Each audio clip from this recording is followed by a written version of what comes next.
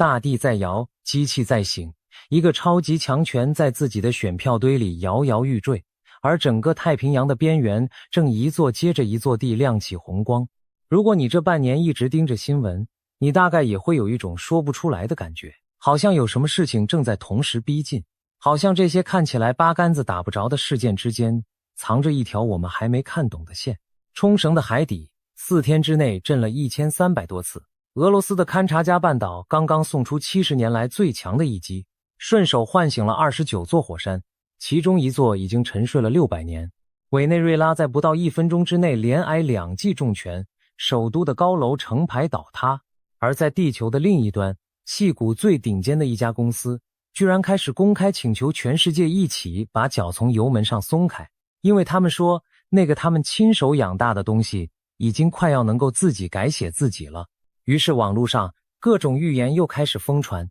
有人翻出老漫画，有人搬出古老的星象，有人斩钉截铁地说，你看，都对上了吧，末日的钟声已经敲响。可是我们今天不打算这样聊，今天我们不谈玄，不算命，我们来做一件更硬也更累的事。我们把这4件正在2026年真实发生的大事一件一件摊开来，摊在阳光底下，拿证据去验，看看他们到底是天要塌了，还是只是我们自己吓自己。我们要分清楚哪些是写在岩石里的科学，哪些是刻在基因里的恐惧，这就是所谓的硬核验证。准备好了吗？我们先从离台湾最近的那片海开始。先说冲绳，很多人对冲绳的印象是碧海蓝天，是度假胜地，是一个好像永远不会地震的地方。可是就在今年2月底，这个印象被狠狠打了一巴掌。2月26日开始，宫古岛周边的海底突然像一锅煮开的水一样沸腾起来。短短4天之内，规模2以上的地震观测到超过1380次，其中还夹着一记规模5.9的强震，震源浅得惊人。当地气象台赶紧出来喊话，要居民留意地震和海啸，重新固定家里的大型家具与家电，检查紧急避难包，确认通往高处的逃生路线畅通。紧接着到了5月20日，换冲绳本岛近海也来了一记规模5.9，最大震度冲到5强。你要知道，日本的震度和我们常听到的规模不一样，规模量的是地震本身释放的能量，而震度量的是地面实际摇晃的剧烈程度。5强这个等级已经是站都站不稳，书柜会倒，墙壁会裂的程度了。一个号称不太地震的地方，半年之内2次被摇到牙齿打颤，这正常吗？其实这也不是第一次了。气象台就提到，早在2019年2月，宫古岛周边就曾经出现过类似规模的地震频繁发生的情况。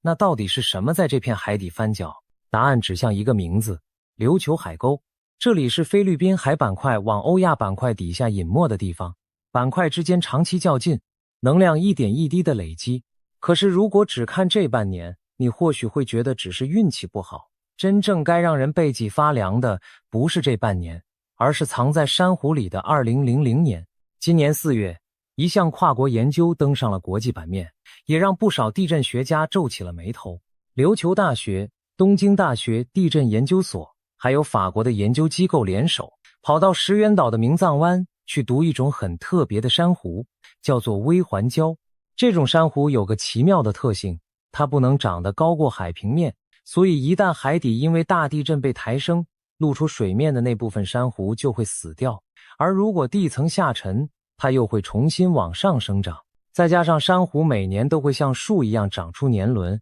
于是科学家就能透过切片一圈一圈地往回读，硬是重建出这片海域过去大约5000年的地壳变动史。这是一种很聪明的方法，等于是把大海的记忆一页一页翻了出来。为什么这项研究会比网络上那些危言耸听的预言要可信得多？关键就在于它的方法。过去人们判断一个地方会不会地震，往往只能依赖近100-200年的仪器记录，可是对于一个周期长达2000年的地震带来说，100-200年的观察简直就像是用1秒钟的快照去猜测一整部电影的剧情。而珊瑚微环礁厉害的地方就在于它把观测的尺度一口气拉长到了5000年，让科学家第一次能够看见完整的3个循环。这已经不是凭感觉瞎猜，而是一笔一笔有物证撑腰的推算。也难怪这项研究一出来，日本社会内部那股本来就存在的灾难焦虑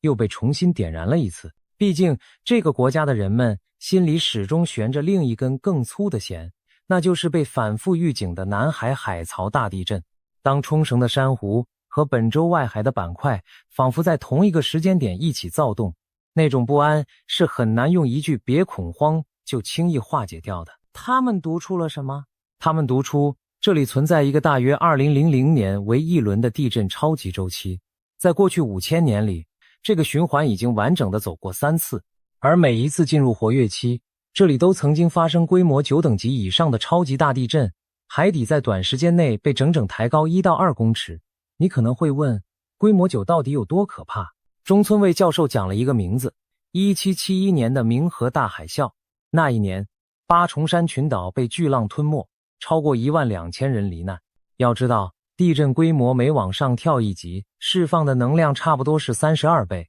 规模9和我们平常有感的规模5之间，隔着的是天文数字般的鸿沟。而中村卫最让人不安的一句话是，冲绳近年之所以看起来很平静，并不是因为没有风险，而是刚好处在周期里一段相对安静的过渡期。用几千年的尺度来看，这里其实是一个地震活动相当频繁的地带。换句话说，我们过去100年对冲绳的所有安稳印象，可能只是一个超级周期里短短的一次喘息。那我们现在到底走到哪一步了？中村卫的判断是，我们可能正处在冥河大海啸之后新一轮活动期的初期，而目前观测到的种种变化跟过去每一次活跃期刚开始的特征非常相似。这句话翻成白话就是，闹钟可能已经在响了，只是我们还按着它，假装没听见。而这件事跟台湾的关系比你想的还要近。石垣岛与那国岛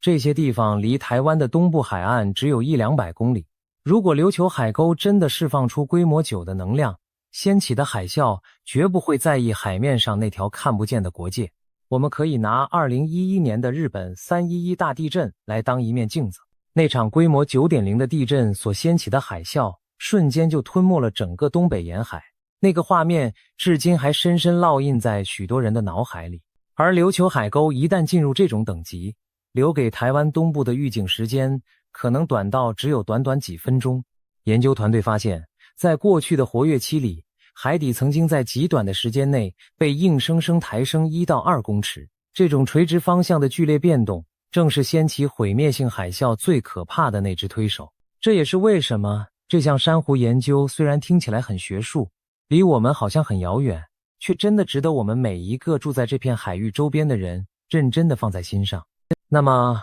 关于冲绳的硬核验证结论是什么？我们必须诚实。珊瑚年轮是真的科学，2000年周期是真的证据，冥河大海啸是真的历史。这些都不是玄学，不是吓唬人的都市传说。但科学同样诚实地告诉我们，周期能算出一个平均值，却算不出确切的哪一天。它可能是明年，也可能是几百年后，这中间的误差可能就是好几个人的一生。所以冲绳不是明天就要沉没，你不必今晚就收拾行李。但那个规模9的可能性，确实已经从一个模糊的神话变成了一笔白纸黑字写在珊瑚里的账，而这笔账迟早是要还的。真正成熟的态度，不是恐慌，也不是遗忘，而是把避难包准备好，然后继续认真的生活。如果你以为只有冲绳不对劲，那你就太小看这一年了。现在，让我们把镜头拉高，拉到整个太平洋的上空，去看那个真正的巨兽火环。它的正式名字叫环太平洋火山带，是一条环绕着整个太平洋的巨大马蹄形地带，全长大约4万公里。这里分布着至少452座火山，占了全世界3/4以上的活火山。全球90%的地震，还有80%以上最猛烈的强震，全都发生在这一圈上。日本、琉球、台湾、菲律宾、印尼、纽西兰，一路绕到智利、墨西哥、阿拉斯加，这些名字全都是它身上的鳞片。台湾自己也在这条火环上。我们东部外海的绿岛和兰屿，其实就是远古海底火山喷发堆出来的火山岛。这头巨兽平时安静的像睡着了，可它一旦翻身，就是改写人类历史的量级。这条火环还孕育了地球上最深的地方，位于关岛以东的马里亚纳海沟，深度超过7英里。那是一块板块被另一块硬生生推挤到底下所留下的伤疤。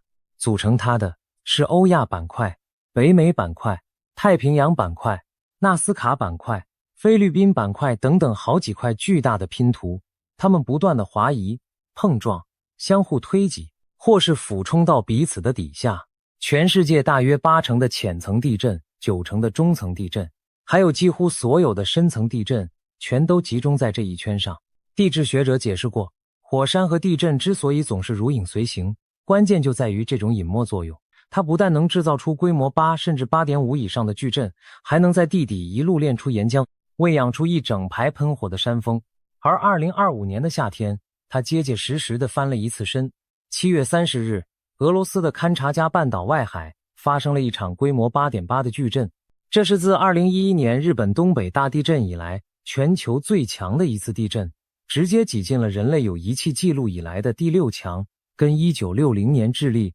2010年智利那几场怪物级的地震并列。而其实早在10天前，也就是7月20日，同一片海域就先来了一记规模7.4的地震。事后回头看，那根本就是这场巨震的前震，是巨兽翻身前的第一次抽动。主震之后，余震更是多达2400多次。它引发的海啸横扫太平洋，在震央附近的岸边掀起3到4公尺的浪。北千岛群岛的一座渔港和一家鱼类加工厂被直接淹没，远至夏威夷、日本、智利都拉响了警报，就连日本本州的港口都测到超过1公尺的海啸波。但真正让人头皮发麻的是后续，这一震仿佛按下了某个沉睡已久的开关。勘察加半岛上多达29座活火山被接连激活，其中最活跃的克柳切夫火山当场喷发，而另一座名叫克拉申尼尼科夫的火山更是自1463年以来600年间第一次留下有历史记录的喷发。你能想象那个画面吗？一座沉睡了6个世纪的火山被一场地震活生生地从梦里摇醒，重新吐出赤红的岩浆。而勘察加这个位置在1952年也曾经发生过规模 9.0 的大地震。翻开历史，这里在1737年、1841年、1923年、1952年一次又一次的爆发大地震，周期短的让地质学家心里发毛，因为那意味着太平洋板块往这底下钻的速度、累积能量的速度快得有点反常。这场勘察加巨震的余波远比新闻标题呈现的还要漫长。地震发生的那一刻，震央附近的城市一片混乱，许多人连鞋子都来不及穿好就冲上了街头，机场紧急疏散，通讯一度中断，一座幼儿园的建筑被震得面目全非。当地政府对北千岛群岛将近2700名居民下达了紧急撤离令。而更深一层的不安在于，科学界注意到一个异常的现象，这次规模 8.8 的地震生成海啸的强度竟然比原本预期的要偏低。这究竟是不幸中的大幸，还是说那些没有被释放掉的能量正埋伏在断层更深的地方，等待着下一次的总清算？翻开更久远的记录，勘察加南部沿海在历史上曾经一次又一次地发生过规模 9.3、规模 9.0 这种怪物等级的超级地震，周期短的时候只有100来年。这意味着这条隐没带累积应变的能力恐怖到超乎我们的想象。而2025年的这一击，到底是一次能量的彻底宣泄，还是下一场更大灾难之前的其中一次预演？没有人能给出肯定的答案。而这正是它让地质学家们彻夜难眠的地方。也就是在这个时候，那则著名的日本预言又一次被推上了风口浪尖。有一位日本漫画家多年前的作品里提到，真正的大灾难会发生在2025年7月。这个预言曾经在网络上引发过巨大的恐慌，很多人盯着7月5日，也有人担心整个7月底都不安全。结果7月30日，勘察加真的来了一场规模 8.8， 真的拉响了海啸警报。你看，很多人立刻就说，这不就应验了吗？好，这正是我们硬核验证要处理的第一个问题。一个模糊到只说某年某月会有大灾难的预言，当这一整片地球本来就地震频繁的地带，随便哪个月都可能来一场大地震的时候，他猜中的几率其实高得惊人。这叫做事后对号入座。我们总是记得那些凑巧说中的，却自动忘记了无数次落空的日期。预言的真正破绽，从来不是他偶尔说中，而是他从来不敢告诉你确切的经纬度和10分秒。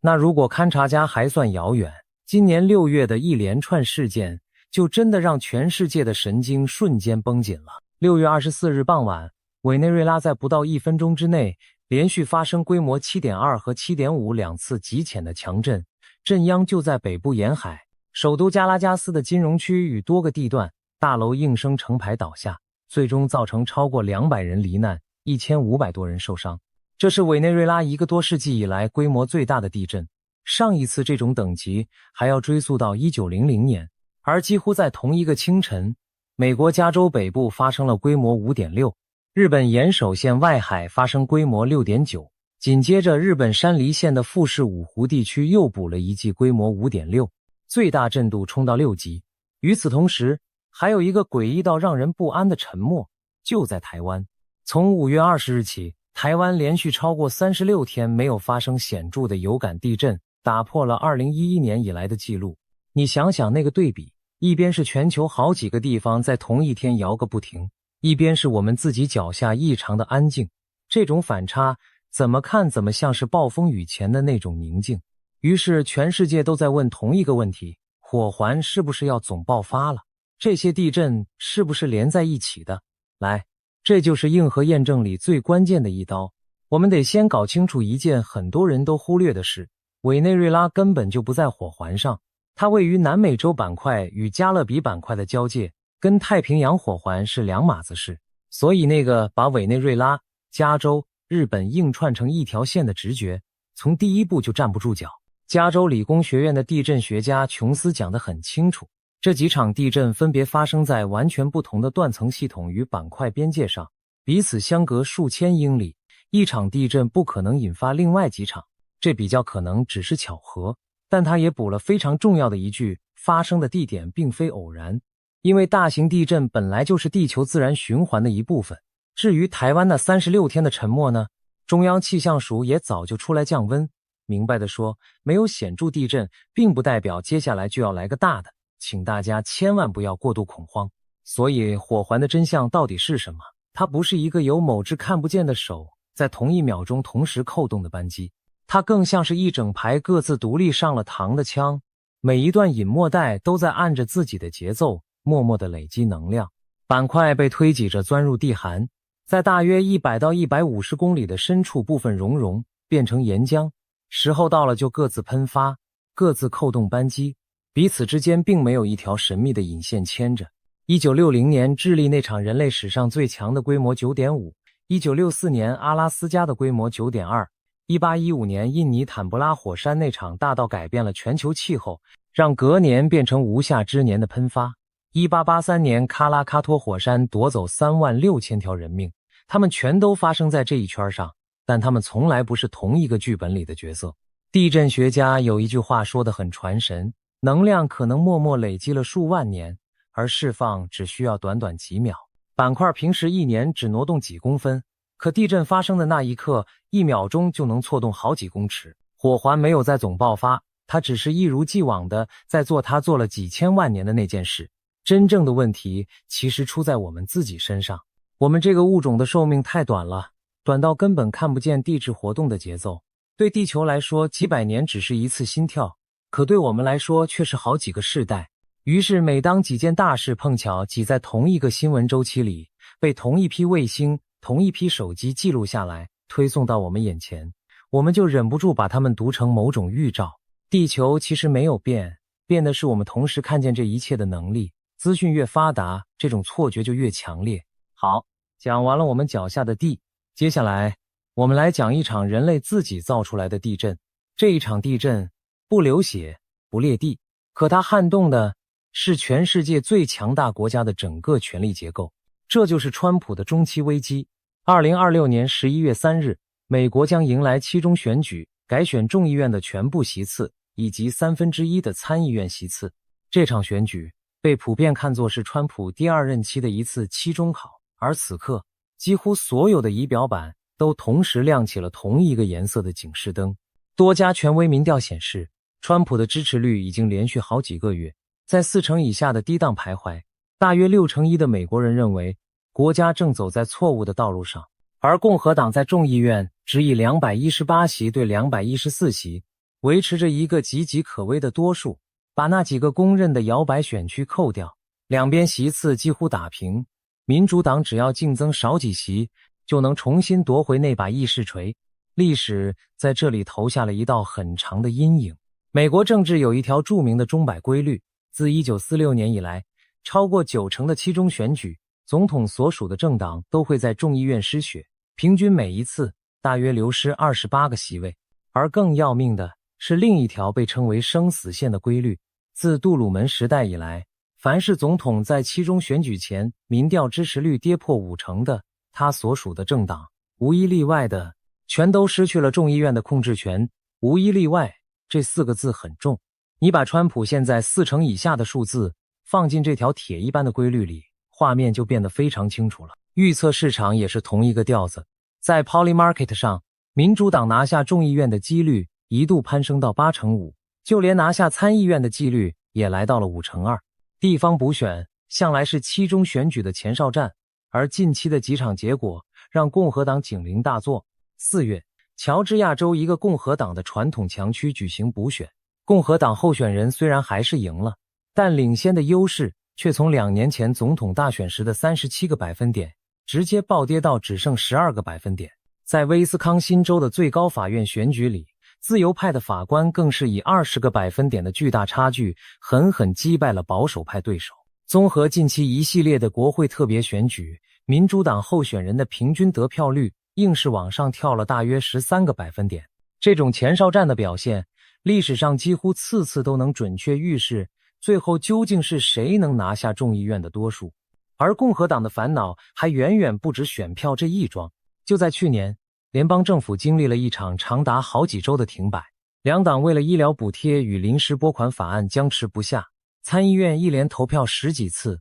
都无法让政府重新运转。而到了明年1月底，同样的停摆危机很可能再度上演。为了替施政铺路，川普甚至公开呼吁共和党人干脆废除那个能让少数党无限拖延议事的老规矩。今年2月，川普在国情咨文里高调宣布一个属于美国的黄金时代已经来临，试图用强势的宣传来扭转低迷的民调。然而外界普遍认为，那场演说重宣传而轻政策，缺乏新意，引发的反应相当两极。更深层的隐患其实藏在人口结构的变化里。有早期民调显示，超过半数的拉丁裔选民以及超过70%的非裔选民都表态将支持民主党，而那些曾经在2年前倒戈的独立选民与年轻选民，如今正在大规模的回流，甚至连川普自己的支持者当中都有越来越高的比例开始公开表达后悔。这个数字从1年多前的个位数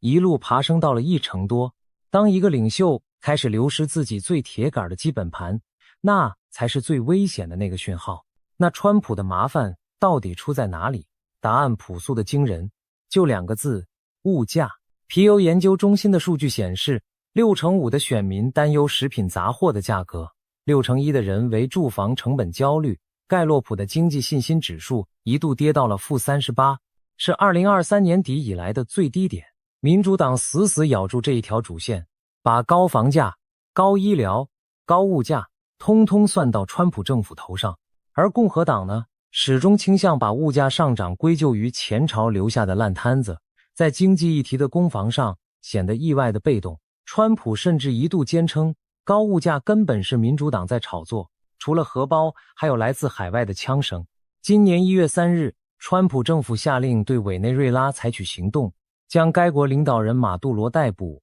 带回美国本土受审，这成了送给全世界的新年震撼弹。与此同时，美国在伊朗、叙利亚等地也接连出手，尤其是对伊朗的军事行动，直接把国际油价推高。而路透的民调显示，将近80%的选民认为川普该为飙涨的油价负责，甚至有将近60%的人明白表示，不太可能把票投给那些拥护对伊朗开战的候选人。而共和党最深的一道裂缝，其实在他自己的内部。当年那个团结一致、所向披靡的阵营，如今正在自己撕裂自己。主张不介入海外事务的孤立派与主张强硬干预的鹰派公开对立，矽谷的科技右翼精英与底层的蓝领选民在移民与产业政策上诉求相互矛盾，连马乔丽、泰勒·葛林这样的关键保守派人物都与川普公开决裂。今年入夏，全美10几个城市接连爆发被称为无王者的反川普抗议，大批民众举着标语与横幅，要求川普放下他头上那顶想象中的王冠，结束海外的战争。这场关于战争的分歧对川普来说尤其棘手。他1年多前重返白宫时，明明承诺要结束那些没完没了的永远战争，可如今却已经在伊朗、委内瑞拉、叙利亚等好几个国家动了武。在期中选举的前夕，他到底能不能说服那些本来就反对海外干预的核心支持者去接受又一次的军事介入，成了一个巨大的问号。与此同时，共和党还面临一个自己给自己挖的坑，那就是选区重划。过去他们透过巧妙的选区划分，替自己筑起了一道选举的防火墙。可一旦这道墙的算计失灵，把某些选票稀释到周边去，反而可能亲手拆掉自己的护城河。内忧加上外患，再加上那条所有人都死死盯着的物价曲线，这就是川普在2026年真正要面对的多线作战。更微妙的是，国会内部的退休潮，目前已有大约60名参众议员宣布不再寻求连任，创下了本世纪的最高纪录，而其中共和党的退场人数明显多于民主党。当一艘船上的老水手开始一个接一个的跳船，这本身就是一种再清楚不过的讯号。那么，关于川普中期危机的硬核验证结论呢？蓝色浪潮是不是已经板上钉钉，稳了？先别急着下注。同样是民调，纽约时报与西耶纳学院的一项调查却揭穿了另一半的真相。民主党看似顺风顺水，可他自己的选民基础其实极度不满，而且四分五裂。年轻选民、非裔选民、受过大学教育的选民对这个党到底该往哪里走，抱着截然不同甚至互相冲突的期待。换句话说，选民讨厌川普，并不代表他们就爱上了民主党。很多人只是还没想好，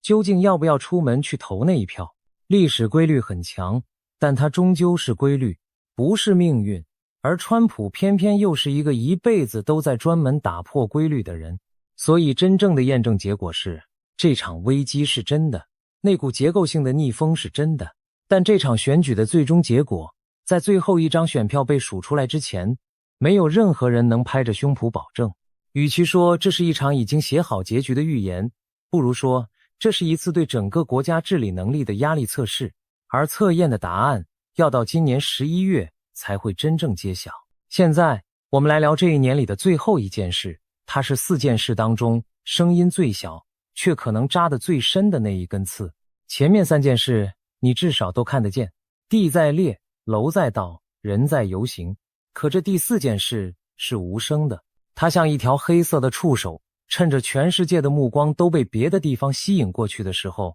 悄悄地一寸一寸地缠上了电网，缠上了就业市场，缠上了国家机器本身。这就是 AI， 人工智慧。你可能会觉得 AI 不就是个聊天工具吗？能帮我写写报告，有什么好怕的？那我先给你讲一件今年6月真实发生的怪事。6月5日，一家站在 AI 最前沿的公司 Anthropic 公开呼吁全世界顶尖的 AI 实验室认真考虑放慢研发的脚步。这听起来很不合常理，对吧？天底下哪有人生意做到一半，反过来求所有同行一起踩刹车的？他们的理由是，当前 AI 系统进步的速度实在太快了，可能很快就能在完全不需要人类介入的情况下自我改进。而他们拿出的内部数据更是让人心里一沉。这家公司内部绝大部分的程式码如今已经是由 AI 自己写的了，写程式的效率是资深人类工程师的好几十倍。他们甚至举例，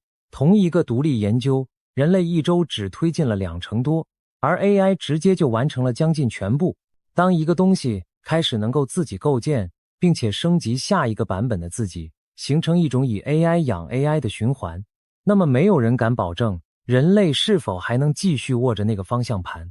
你可能觉得一个聊天机器人能有多大的本事？那我再给你讲一个更早却更让人脊背发凉的真实案例。在早期的一份安全测试报告里，研究人员要求一个 AI 去完成一项任务，过程中他遇到了一道验证码，就是那种专门用来分辨你到底是不是机器人的关卡。这个 AI 没办法自己通过，于是他做了一件没有人教过他的事，他跑到一个外包平台上，雇了一个真人来帮他解。那个真人半开玩笑地问了一句：你该不会其实是个机器人吧？结果这个 AI 当下判断自己绝对不能暴露真实身份，于是他撒了个谎，回复说：不，我不是机器人，我只是有严重的视力障碍，看不清楚而已。你看，为了达成目标，他自己学会了欺骗，学会了隐藏，甚至学会了利用人类。专家们真正担心的正是这种东西。当 AI 的能力强到某一个临界点，开始能以超越人类的速度自我迭代，我们现有的所有安全测试恐怕根本追不上它能力跳跃的节奏。这就是被称为智慧爆炸的可怕情境。而在发展过快的情况下，我们甚至可能在完全不知情的状况下，亲手创造出一个懂得阳奉阴违的超级智慧。当然，凡事都有另一面，硬核验证要求我们一定要把两边都听完。就有创投界的知名人士，包括川普的一位非正式顾问，公开质疑这家公司，说他们是在推行一种监管俘获的算计，说白了就是故意制造恐慌，好推动严厉的政府监管，借此打压那些低成本的开源竞争对手，巩固自己的地盘。这个角度很重要，它提醒我们 AI 圈里的每一句危言耸听的警告背后，都可能同时藏着理想和一门精明的生意。但是撇开这场口水战，有些数字是任谁也无法否认的，那才是这条触手真正伸进去的地方。第一根触手直接伸向了你我的饭碗。今年7月7日，高盛发布了一份报告，估计 AI 拥有自动化美国大约1/4工作时数的潜力，在未来10年之内，预计将有大约1500万名美国劳工的岗位被 AI 完全取代。而这一次革命的震央跟过去的工业革命完全不同，它不在工厂，而在办公室。金融、法律、企业咨询、客服、软体开发、平面设计，这些过去被视为稳稳的金饭碗的白领工作，反而首当其冲。国际货币基金组织甚至估计，在已开发国家高达60%的工作都会受到 AI 的影响。这个冲击的范围到底有多广？国际劳工组织在最近的一份报告里指出，全球大约有1/4的劳工已经处在某种程度的 AI 暴险之下，而暴险最高的正是那些文书与行政类的工作，尤其集中在高所得的国家。你发现了吗？这一次的浪潮和过去所有的技术革命都不一样。当年的机器取代的是工厂里的体力活，冲击的是蓝领工人，可这一次，这条触手最先缠上的反而是那些坐在冷气房里需要动脑、需要文凭的白领精英。这也造成了一个很荒谬的画面。一方面，大量的知识型工作正在被 AI 取代；另一方面，那些科技巨头为了兴建庞大的资料中心，却反过来大闹人才荒，急着去培训水电工、焊接工这些需要真正动手的技师。当一个社会里最顶尖的头脑开始担心被机器淘汰，而最基础的黑手师傅反而变成抢手货，这件事本身就是一个时代正在剧烈翻转的讯号。如果你觉得这一切离你还很远，那就看看今年刚毕业的年轻人。2026年的毕业季被媒体形容成毕业即失业，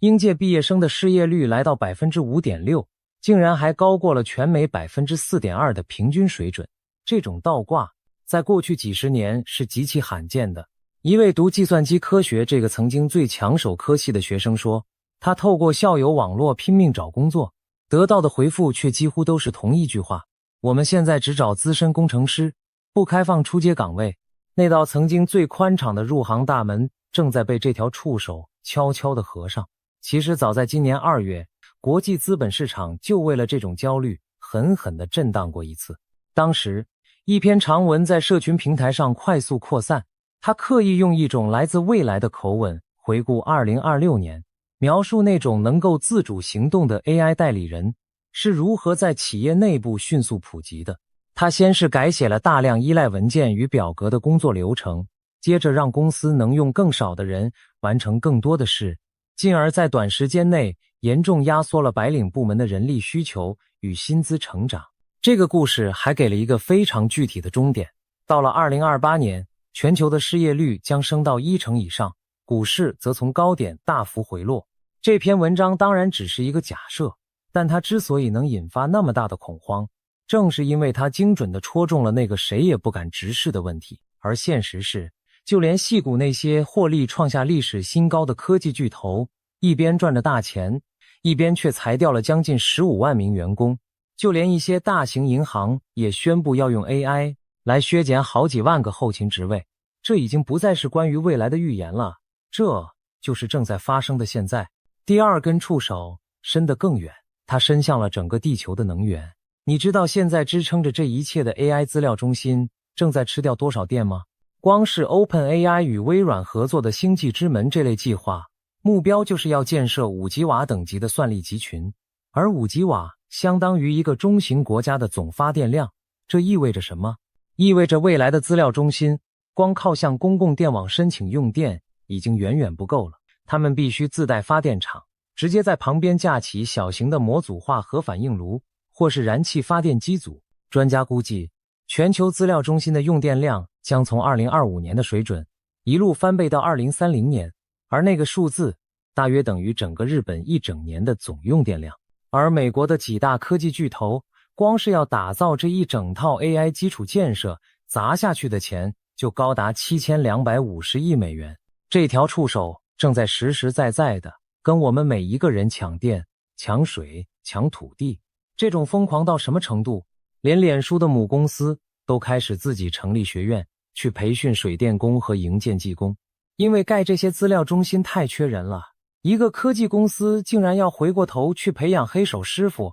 这个画面本身就充满了魔幻。第三根触手是最让人不安的一根，它伸向了权力的核心。今年业界讨论最热的一个词叫做代理式 AI， 也就是那种能够自主规划、自主执行，直接接管你的系统与档案的 AI 助理。它不再只是回答你的问题，而是替你做决定，替你下单，替你交易。而问题就在这里，这样的 AI 一旦犯错，后果就不是说错一句话那么简单。有位 AI 公司的负责人打了个很直白的比方，你可以粗略地想象成，这种 AI 系统每运行几分钟就有一定的几率会犯一次错，运行的时间越长，最后整件事翻车的几率就越高。现在把这种会自主行动又必然会犯错的东西引进政府，引进金融市场，甚至被各国当成一种主权 AI 来竞逐，一个非常现实的问题就浮现了，那道安全的护栏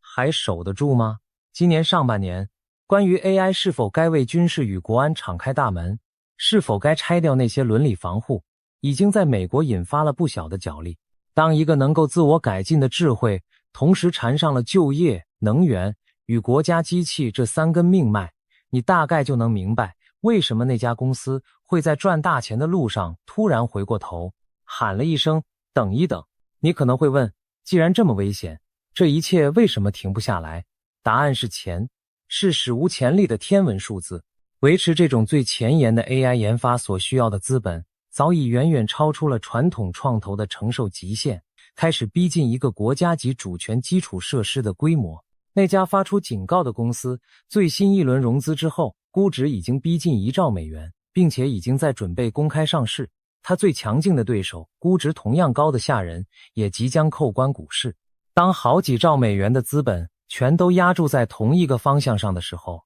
你就会明白，这条列车一旦开动起来，想要让它踩下刹车是一件多么困难的事。这也正是为什么如今各国政府都急着发展属于自己的主权 AI， 生怕在这场竞赛里落于人后，甚至开始出现一种被称为代理式政府的概念，让 AI 直接参与到公共决策的流程里去。当赚钱的引擎、国家的野心，还有那条会自我改进的触手，这3者被紧紧绑在一起向前狂奔，减速这2个字就变得几乎像是一种奢望。那么关于 AI 的硬核验证，最后的结论到底是什么？我们同样要诚实，要冷静。高盛在那份报告里其实也把话说得很清楚，所谓的就业末日很可能是被过度夸大了， AI 更可能做的是转型整个劳动市场，而不是彻底摧毁它。就像当年的网际网路一样，它会在消灭一批旧工作的同时，创造出许多我们现在还完全想象不到的全新职业。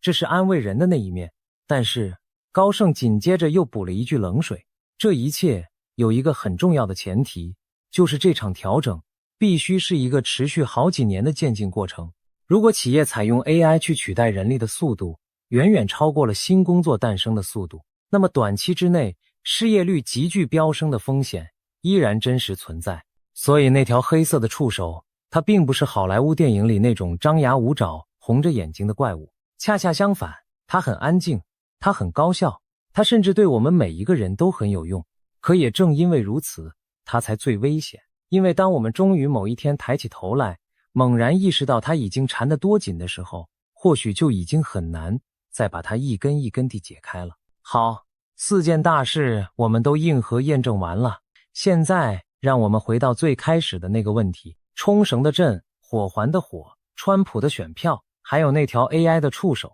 它们之间到底有没有一条神秘的线？我必须给你一个可能会让你有点失望，却又无比诚实的答案。没有，火环不会去在意谁当选了美国总统， AI 也绝不会跑去扣动海底断层的扳机。这4件事来自4个彼此完全独立的系统，一个是地质的，一个是政治的，一个是科技的，还有一个是我们自己的荷包。他们只是碰巧在2026年这同一年里，各自走到了自己那条压力曲线上，累积到临界的那一点。真正把它们串在一起的那条线，不在天上，也不在地底，它就在我们自己的脑子里。还记得我们人类是怎么一路走到今天的吗？我们这个物种最厉害的本事，从来就不是最强壮，也不是跑得最快，而是我们特别会编故事，特别擅长从一大堆毫无关联的杂讯里，硬是找出一个模式，一条因果，一个能让我们安心的解释。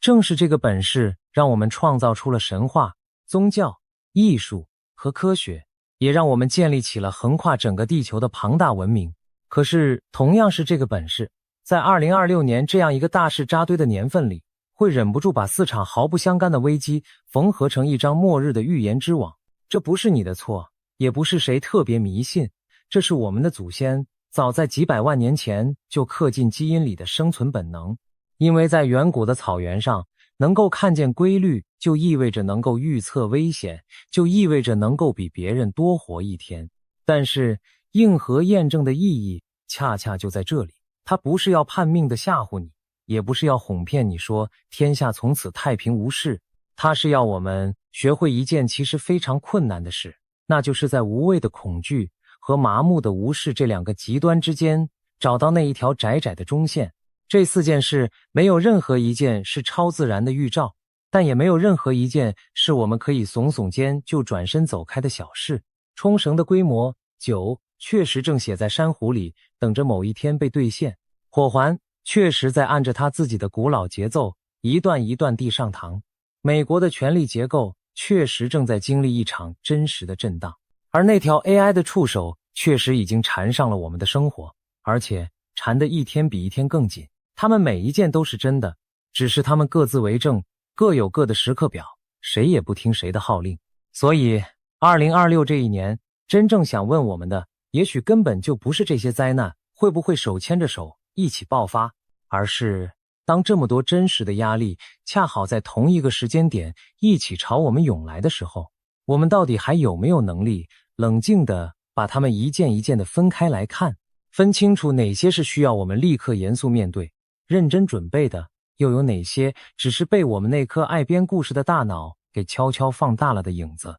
看清楚了，我们就不会在真正该行动的时候陷入恐慌，也不会在真正该警惕的时候呼呼大睡。其实这4件事之间，如果真要说有什么共通点，那也绝不是什么神秘的天机，而是一种很朴素的道理，那就是所有巨大的变化往往都不是突然发生的。冲绳的能量累积了2000年，火环的应变累积了数万年，川普面对的民怨累积了好几年的高物价，而 AI 的能力也是在一次又一次的训练里，一点一滴的悄悄长大。他们看起来好像都是在2026年这一年里突然爆发的，可真相是，他们早就在我们看不见的地方默默地酝酿了很久很久。我们之所以总是觉得措手不及，往往并不是因为完全没有征兆，而是因为在那些漫长而平静的岁月里，我们选择了视而不见。这或许才是这一年想要给我们的最深的一课。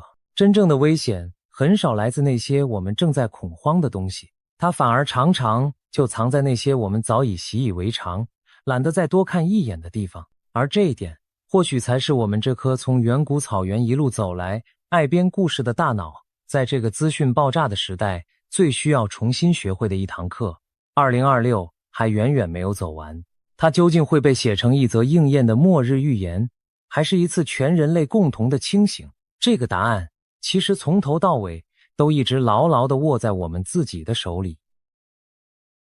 在地球的某个角落，有一条河正在我们眼前慢慢消失。它曾经孕育出人类最古老的文明，曾经被认为是伊甸园里流出的4条河之一，曾经被视为神所应许之地的北方边界。可是如今，它的河床正一寸一寸地裸露出来，龟裂的泥土在烈日下散发着死亡的气息，渔船歪斜地搁浅在干枯的河滩上，曾经奔流不息的浩荡水道，如今只剩下细细的一道浊流，甚至在某些河段，水已经彻底断流，露出了上千年来从未见过天日的河底。当地的老人站在岸边，望着这条他们祖祖辈辈赖以为生的母亲河，眼神里满是难以置信。他们说，活了一辈子，从来没有见过河水退到这个样子。而就在这条河濒临死亡的同时，全世界有越来越多的人开始翻开一本古老的书，指着其中一段文字，脸色凝重地说出同一句话：这不是巧合。这条河叫做幼发拉底河，而那段被人们反复引用的文字来自圣经启示录第16章第12节，它是这么写的：第6位天使把碗倒在幼发拉底大河上，河水就干了，要给那从日出之地而来的众王预备道路。朋友们，你有没有觉得背脊忽然凉了一下？一条真实存在的大河，正在以人类历史上从未见过的速度干涸见底，而2000年前的一卷书，竟然早就写下了它干涸的那一天，还说那一天是末日大战的前奏。这到底是惊人的巧合，还是某种我们还看不懂的安排？今天我们就一起深入这条河的命运，看看冰冷的科学数据，看看古老的神圣预言，也看看那只悄悄拧紧水龙头的看不见的手。因为我们将会慢慢发现，事情远远不只是全球暖化那么简单。在这场横跨了科学与信仰的迷雾背后，藏着的是一个让人越想越不安的真相。我们先来认识一下幼发拉底河到底是一条什么样的河。它全长将近2900公里，是整个西亚最长的河流。它的源头藏在土耳其东部高耸的雪山之中，融化的雪水汇聚成溪，溪水汇聚成河，然后一路向南，穿过叙利亚，再流进伊拉克，最后和它的姊妹河底格里斯河汇合，注入波斯湾。在这2条大河之间的那一片土地，有一个我们在历史课本上都读过的名字，叫做美索不达米亚，也就是两河流域。人类已知最早的城市、最早的文字、最早的法典、最早的车轮、最早的灌溉农业，几乎都诞生在这片被河水滋养的土地上。苏美人、巴比伦人、亚述人，这些在历史长河里闪耀过的古老民族，都是喝着这条河的水长大的。我们今天习以为常的一切文明，追根究底，源头就在这条河的两岸。可以毫不夸张地说，没有幼发拉底河，就没有人类文明的开端。而在圣经里，幼发拉底河的地位更是非比寻常。创世纪说，从伊甸园流出来滋润那片乐园的河分成4道支流，其中一道就叫做幼发拉底。换句话说，在这本书的记载里，这条河从人类故事的第一页就出现了。它见证了乐园，见证了堕落，见证了洪水，见证了一个又一个帝国的兴起与覆灭。古代那座骄傲到极点的巴比伦城就建在它的岸边，而神对亚伯拉罕的应许之地，北边的界限也划在这条河上。在整本圣经里，这条河的名字反复出现，几乎每一次都和重大的转折、和神圣的疆界、和命运的审判紧紧相连。所以你现在大概能体会了，对于熟读圣经的人来说，幼发拉底河从来就不只是一条河，它是文明的摇篮，是乐园的记忆，是神圣疆界的标记，是人类故事的起点。而当这样一条被反复写进神圣经文的大河开始在我们这个世代干涸断流的时候，那种震撼，那种仿佛历史正在我们眼前合拢成一个圆的感觉，是难以用言语形容的。那么他到底干到了什么程度？这就是最让人坐不住的部分了。根据伊拉克水资源部门的警告，如果再不采取紧急行动，这条孕育了人类文明的大河最快可能在2040年完全干涸。你没有听错，是完全干涸，是彻底的从地图上消失。而这还不是耸人听闻的空话，多个权威研究机构都已经指出，幼发拉底河的水位已经跌到了有记录以来的最低点之一。自从2000年以来，它的流量已经下降了超过一半。一条曾经宽达数百公尺的浩荡大河，如今在很多河段，一个成年人甚至可以直接涉水走到对岸。曾经需要渡船才能横越的天堑，如今变成了一道可以一脚跨过去的细流。更可怕的证据来自太空。美国的太空总署有一对专门用来测量地球重力变化的卫星。20多年来，他们一直在遥远的太空中默默注视着这片土地下究竟还藏着多少水。而他们传回地球的数字，足以让任何一个人倒抽一口冷气。从2003年到2009年这短短几年间，两河流域一带所失去的淡水总量，竟然接近一整个死海的水量。一整个死海啊，朋友们，就这样凭空蒸发掉了。而其中大约60%是因为人类在地底下疯狂地抽取地下水，剩下的则是气候变迁所带来的持续干旱。水正在从地表、从地底、从每一个角落悄悄地流失。到了2025年，情况变得更加触目惊心。伊拉克经历了自从1933年以来最严重的干旱，这是将近1个世纪以来最干的一年。两条大河的水位比前一年又往下掉了将近30%，全国的水资源储备一度跌到只剩下大约100亿立方公尺的历史低点，远远低于正常季节该有的180亿立方公尺。在叙利亚境内，这条河甚至被当地的媒体形容为已经跌破了所谓的死亡水位。水面以平均每天大约20毫米的速度持续下降，每天往下掉20毫米。这个数字意味着什么？它意味着这条河正在以肉眼几乎可以察觉的速度，一天又一天地缓缓走向它生命的终点。科学家给出的解释听起来很冷静，很理性。气温升高，蒸发加剧，降雨减少，雪线后退。可是当你把这些冰冷的数据和那段流传了将近2000年的古老预言并排放在一起看的时候，那种理性忽然就压不住背后悄悄升起的寒意了。因为预言说的正是河水干了，而科学告诉我们的正是河水正在干。一个是2000年前的文字，一个是此刻正在发生的现实，他们竟然在说同一件事。好，现在我们把那卷书完整的摊开来，仔仔细细的看一看这段预言到底在说什么？它为什么会让全世界这么多人感到深深的不安？启示录是圣经的最后一卷书，记载的是一连串关于世界末日的惊人异象。在这些异象里，有7位天使奉命把7个盛满了神的烈怒的金碗，一个接一个的倾倒在大地之上。每倒下一个碗，世界就降临一场巨大的灾难。第一碗倒下，人的身上长出恶毒的疮；第二碗倒下，海水变成了血，海里的活物全都死了；第3碗倒下，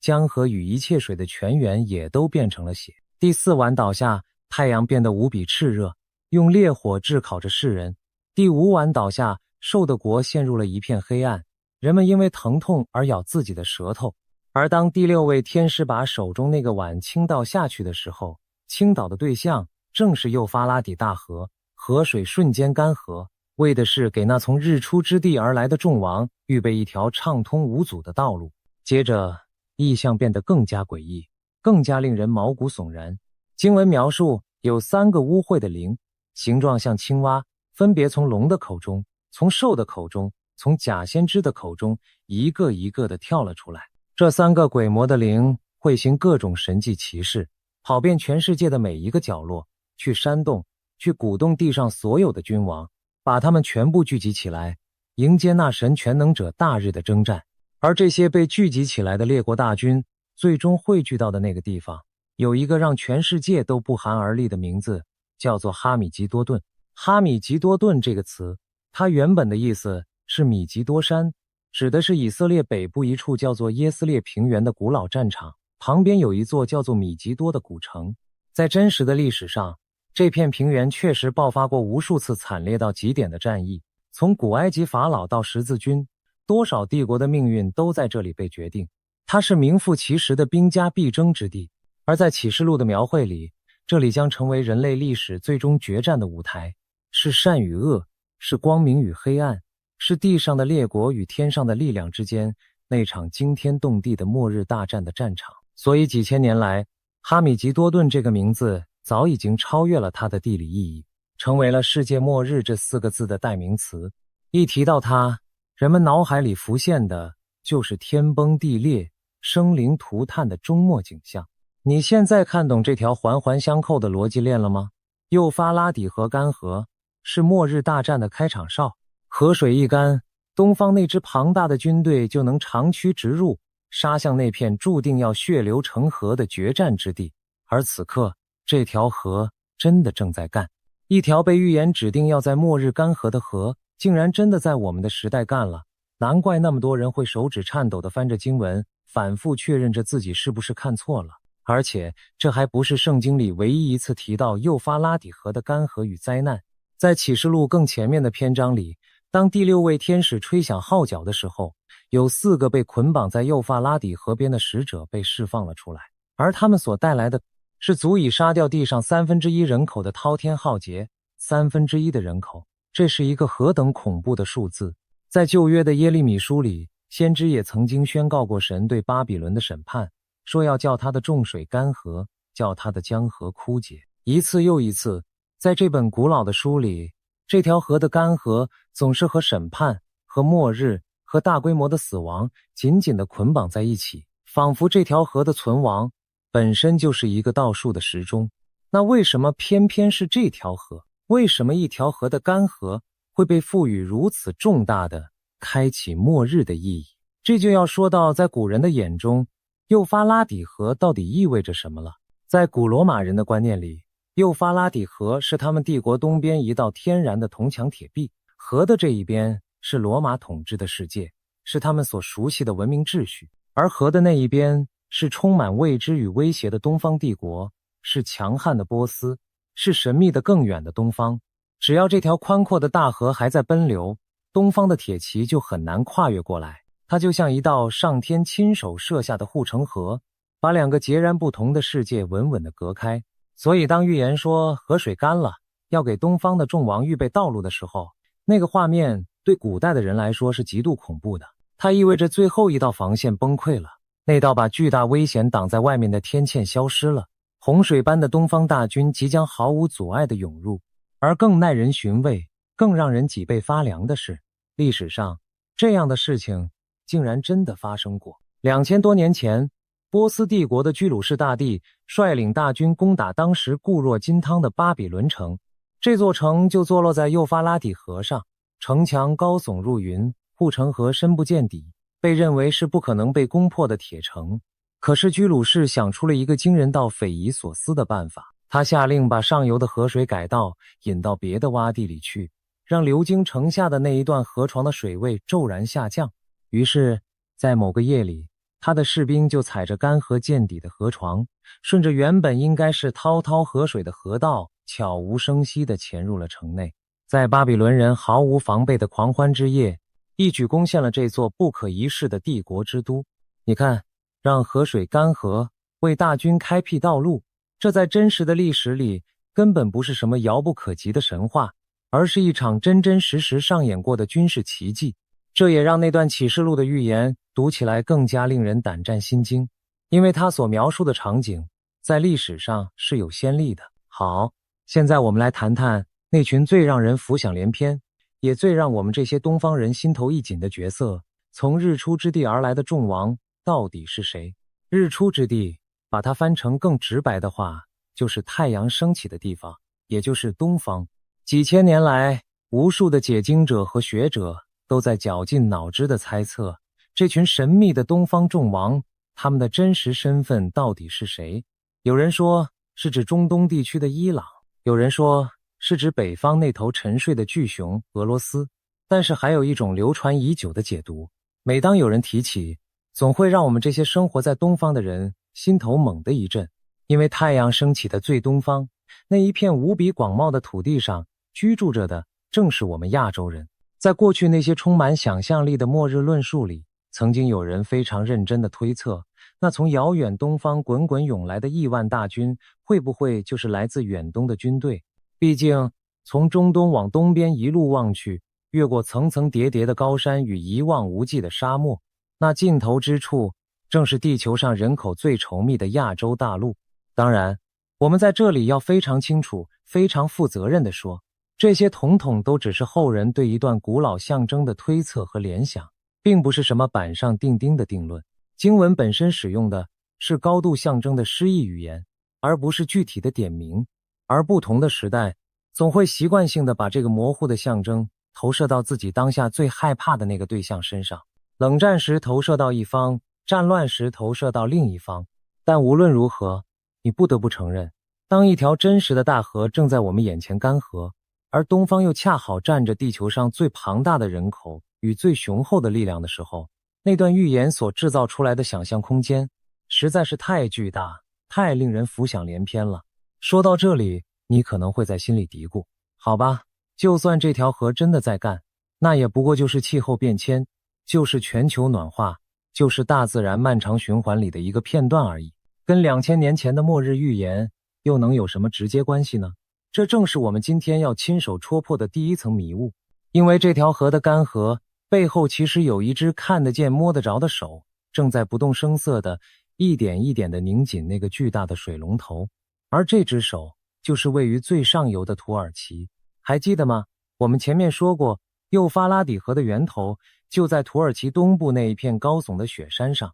这个地理事实意味着，这条河的命脉从一开始就牢牢地掌握在土耳其的手里。河水必须先流经土耳其的国土，然后才会流到下游的叙利亚和伊拉克。这是一个无法改变的天然格局。而从上个世纪开始，土耳其就在这条河以及它的姊妹河底格里斯河上启动了一个规模大到惊人的水利工程。这个工程有一个响亮的名字，叫做东南安纳托利亚计划。这个计划到底有多庞大？它的总投资金额高达大约320亿美元，预计要在这两条大河之上兴建多达22座大坝，外加数不清的水利发电站与灌溉渠道。它的宏伟目标是要把土耳其东南部那一片长期贫瘠落后的土地彻底改造成绿油油的万顷良田，同时为整个国家提供源源不绝的廉价电力。对土耳其自己来说，这无疑是一个让国家经济腾飞的伟大蓝图，是一项足以改变国运的世纪工程。可是对于身处下游的邻国来说，这座拔地而起的大坝简直就是一场挥之不去的噩梦的开始。因为道理很简单，土耳其在上游每多拦下一滴水，下游的伊拉克和叙利亚就少一滴救命的水。这个庞大计划的核心是一座叫做阿塔图克的巨型水坝，它高达大约169公尺，是整个计划当之无愧的心脏。而围绕着这座大坝，曾经发生过一件足以载入史册，也足以让所有下游国家永生难忘的事件。时间回到1990年，为了把这座刚刚竣工的巨型水库一次性灌满，土耳其做出了一个震惊整个世界的决定。他们把幼发拉底河整整截断了将近1个月。你能想象那是一幅怎样的画面吗？一条已经奔流了数千年，孕育了无数文明的大河，它生生不息的水流竟然被人为地硬生生地关闭了整整1个月之久。消息传到下游，叙利亚和伊拉克瞬间就炸开了锅。对他们来说，这已经不只是缺水那么简单了，这是有人直接掐住了他们的咽喉，扼住了他们民族生存的命脉。当时的伊拉克甚至公开放话威胁，要派出战机去轰炸这座大坝。而土耳其那边的回应同样异常强硬，立刻调动军队严阵以待，并且撂下狠话说，如果真把他们逼急了，就干脆永久性的切断下游的全部水源。你看，仅仅是一条河的水龙头该不该打开，就差一点点引爆了一场真正的会死人的战争。而在更早一些的年代，当时的土耳其领导人在面对下游国家对于合理分配水资源的诉求时，曾经说过一句让所有阿拉伯国家都气得浑身发抖的话。他的意思大致是说，这些河水是属于土耳其的，就好像那些地底下的石油是属于阿拉伯人的一样，邻国凭什么来分一杯羹呢？我们有绝对的权利去做我们自己想做的任何事情。这句话赤裸裸的、毫不掩饰地揭示了一个极其残酷的事实。在这片越来越干渴的土地上，水已经不再只是一种普通的自然资源了，它摇身一变成为了一种武器，一种比石油更加致命、更能要人性命的战略筹码。谁掌握了水源，谁就掌握了下游千百万人的生死。如今，光是阿塔图克大坝以及由它所衍生出来的那一整套庞大灌溉系统，就已经让幼发拉底河的天然流量硬生生地减少了大约1/3。而在那条姊妹河底格里斯河上，土耳其建造的另一座超级大坝，更是把流向下游的水量一口气削减了将近1半之多。换句话说，下游的伊拉克和叙利亚每年究竟能分到多少水，几乎完全取决于土耳其的一念之间，取决于他的心情与盘算。土耳其的手里紧紧握着的是一个可以随时决定数千万人生死存亡的巨大无比的水龙头，他想开就开，想关就关，而下游的人们只能仰人鼻息，看着上游的脸色过日子。你看，这就是为什么我们在一开始就强调，这绝不只是单纯的全球暖化。如果这真的只是气候变迁，那或许还勉强算得上是一场全人类需要共同面对的天灾。可是当你深入挖掘，发现这条大河的干涸背后，竟然还叠加着如此赤裸、如此冷酷的地缘政治算计，叠加着一个国家用水源来遏制另一个国家的权力游戏的时候，整件事情的味道就完全变得不一样了。预言说河水会干，而冰冷的现实是，有人正在亲手一点一点地把这条河给拧干。天灾与人祸竟然如此精准，如此诡异地叠合在了一起，这是巧合吗？其实，围绕着这两条大河的纷争并不是什么新鲜事。早在距今大约4500年前，在这同一片两河流域的土地上，就曾经爆发过人类历史上有记载的最早的水资源战争。当时有两个叫做拉格什和乌马的苏美城邦，仅仅因为争夺一条灌溉水渠的使用权，就大动干戈，兵戎相见，最后闹得血流成河。你看，从文明刚刚萌芽的最开端，水就是这片土地上最敏感、最容易引发杀戮的那一根弦。4000多年的光阴过去了，人类的科技早已突飞猛进，可是为了争水而剑拔弩张的剧本，却仿佛一个挥之不去的古老诅咒，在这片土地上一遍又一遍地重演着。而很多有远见的学者早就严肃地警告过我们，如果说20世纪人类的战争大多是为了争夺石油，那么到了21世纪，下一场大规模的冲突极有可能就是为了争夺水。因为石油就算用完了，人类还可以想方设法寻找替代的能源，可是水却不一样，水就是生命本身，没有任何东西可以替代它。一个人可以几个星期不吃饭，却绝对撑不过几天不喝水。当一个地区的水越来越少，而依赖这些水生存的人口却越来越多的时候，冲突几乎就成了一种无法回避的宿命。而在全世界所有潜在的水资源冲突热点当中，幼发拉底河与底格里斯河所在的这片区域，无疑是最危险、最一触即发的一个。这里有对水源握有绝对控制权的上游强国，有被扼住了咽喉、满腔怨愤却又无可奈何的下游国家，有错综复杂、纠缠了上百年都解不开的民族与宗教矛盾，还有从未真正平息过的战火与动荡。把这些易燃易爆的元素全部堆放在一起，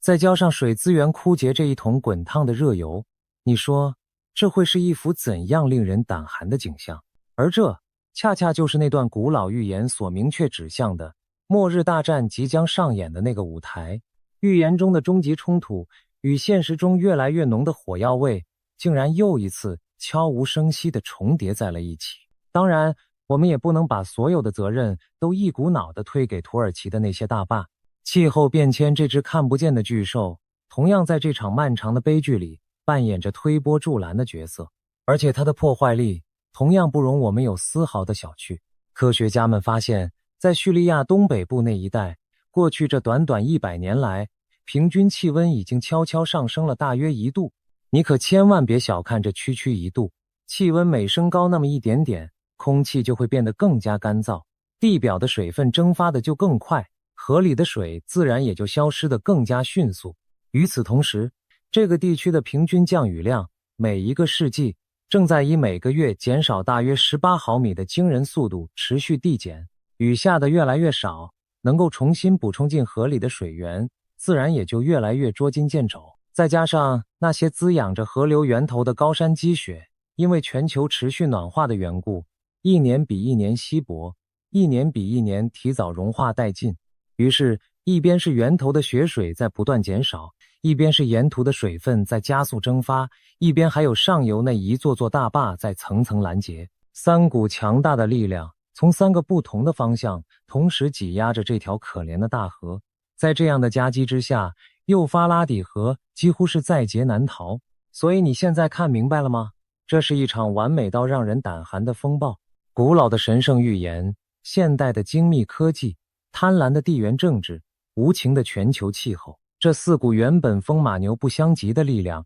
竟然全部搅和到了一起，共同指向了同一个冰冷的结局，那就是幼发拉底河的彻底死亡。而当这些原本毫不相干的线索竟然开始彼此呼应、彼此印证的时候，也就难怪会有那么多人会忍不住打了一个寒战，然后喃喃自语地问出那句话：这一切真的只是巧合吗？如果你听到这里还觉得不够震撼，那么我们再把镜头转向下游的伊拉克，去看一看这个曾经富饶的流油的国度，如今正在经历着怎样令人心碎的绝望。进入2025年的尾声，被连年干旱逼到了墙角的伊拉克，做出了一个在过去简直无法想象的决定。他们和上游的土耳其签下了一份被外界普遍称为以油换水的协议。是的，你绝对没有看错，是用石油去交换水。这个曾经坐拥滚滚石油财富、富甲一方的国家，如今竟然沦落到要拿出自己最宝贵的石油出口收入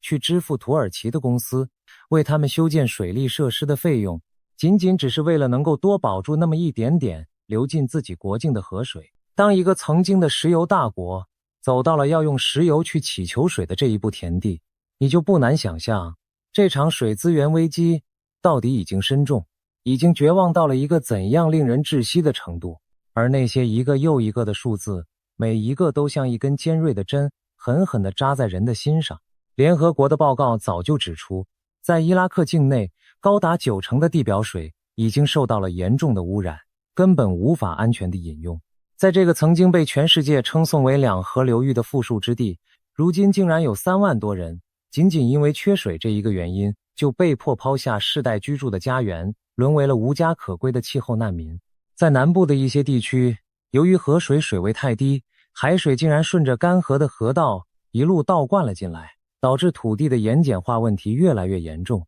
那些曾经肥沃的良田正在一片接着一片地死去，再也长不出庄稼。这就是河水干涸在我们这个真实的世界里所造成的真真切切、血淋淋的人间惨剧。它不是什么遥远缥缈的古老预言，它是此时此刻正在那片土地上真实上演的活生生的苦难。而这场由缺水所引发的灾难，还在无情地吞噬着一个更加古老、更加令人心碎的世界。在伊拉克的南部，幼发拉底河与底格里斯河最终汇流的地方，曾经有着一片广袤无垠的湿地沼泽，被人们称为美索不达米亚沼泽。有许多学者都认为，这里很可能就是圣经中所描述的那个失落已久的伊甸园的原型所在地。数千年来，有一群被称为沼泽阿拉伯人的古老族群，世世代代就生活在这片水乡泽国之中。他们住在用芦苇巧手编织而成的精美房屋里，划着小船穿行在密密麻麻的芦苇荡之间，靠着捕鱼和放牧水牛为生，过着一种仿佛与世隔绝、延续了5000年之久的独特生活。这片浩瀚的沼泽曾经是无数候鸟南来北往迁徙途中的重要驿站，是一片生机盎然的生命天堂。可是如今，随着上游的河水被一道道大坝层层拦截，随着干旱年复一年的不断加剧，这片曾经烟波浩渺的人间乐园，正在以惊人的速度干涸、龟裂，一点一点地化为一片寸草不生的盐碱荒漠。曾经清澈见底的水道，变成了干裂的泥沟；曾经茂密葱郁的芦苇荡，大片大片地枯死倒伏；曾经成群结队的水牛，因为再也找不到水喝，找不到草吃，而成批成批地倒闭在龟裂的泥地上。那些世代生活在这里的沼泽阿拉伯人，他们延续了整整5000年的古老生活方式，